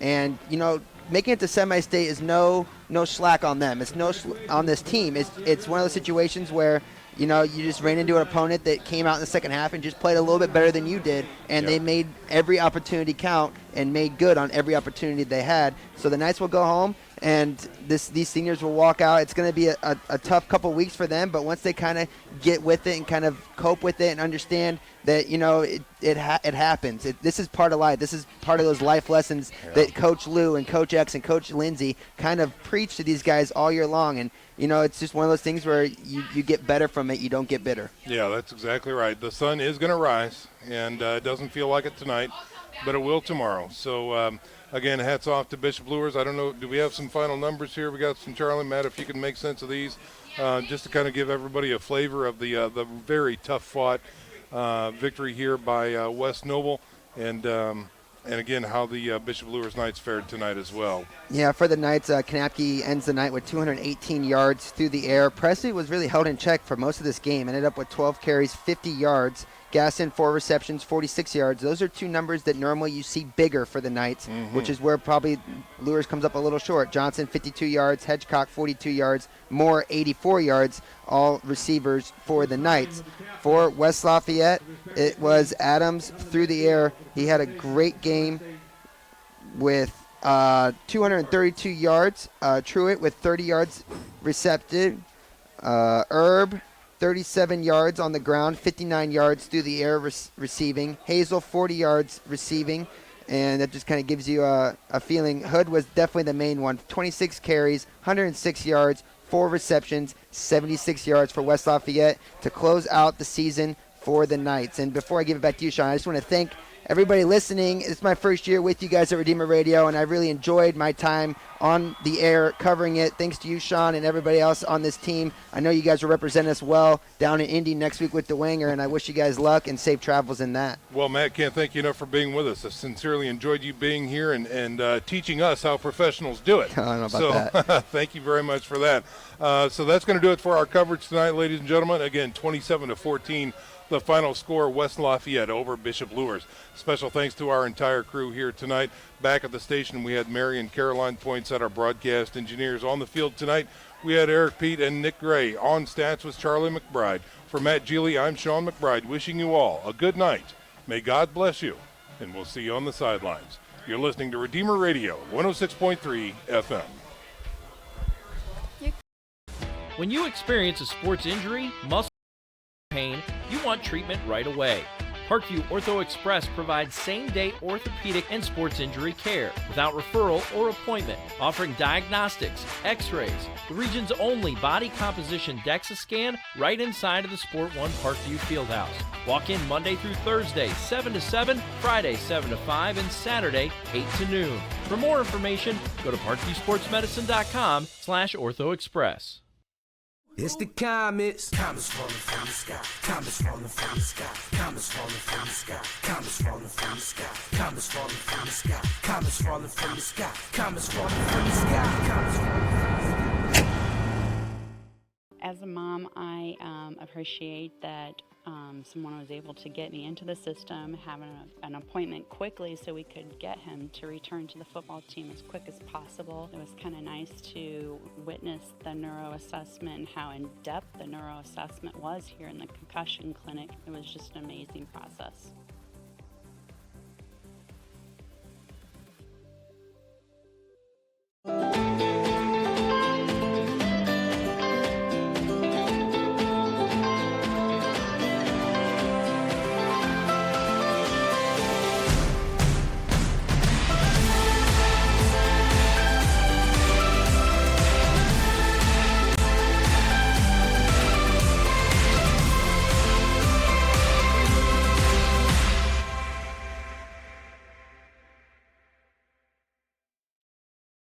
The Kelly Automotive Group is simple, transparent, reliable. Simple. Our customer specialists make buying a car easy and fun. Transparent. Our price listed is the best price. No hassle, no gimmicks. Reliable. Buy with confidence and peace of mind. We work hard to ensure the best value however you shop. Choose from over 60 vehicles under $10,000. Visit drivekelly.com. The Kelly Automotive Group. Simple, transparent, reliable. Concussions. They're a concern for parents of athletes in any sport. That's why Parkview Sports Medicine is leading the way with the area's first concussion clinic. Our integrated sports medicine team utilizes an innovative, evidence-based approach to manage athletic-related head injuries in those 14 and older, providing comprehensive care to get the athlete you love safely back in play. To schedule an appointment, call Parkview Sports Medicine at 266-4007. Reaching higher, pushing further. Parkview Sports Medicine. Game on. Get mad about blue. Get mad about your Fort Wayne Mad Ants. When looking for the best basketball action in town, it's the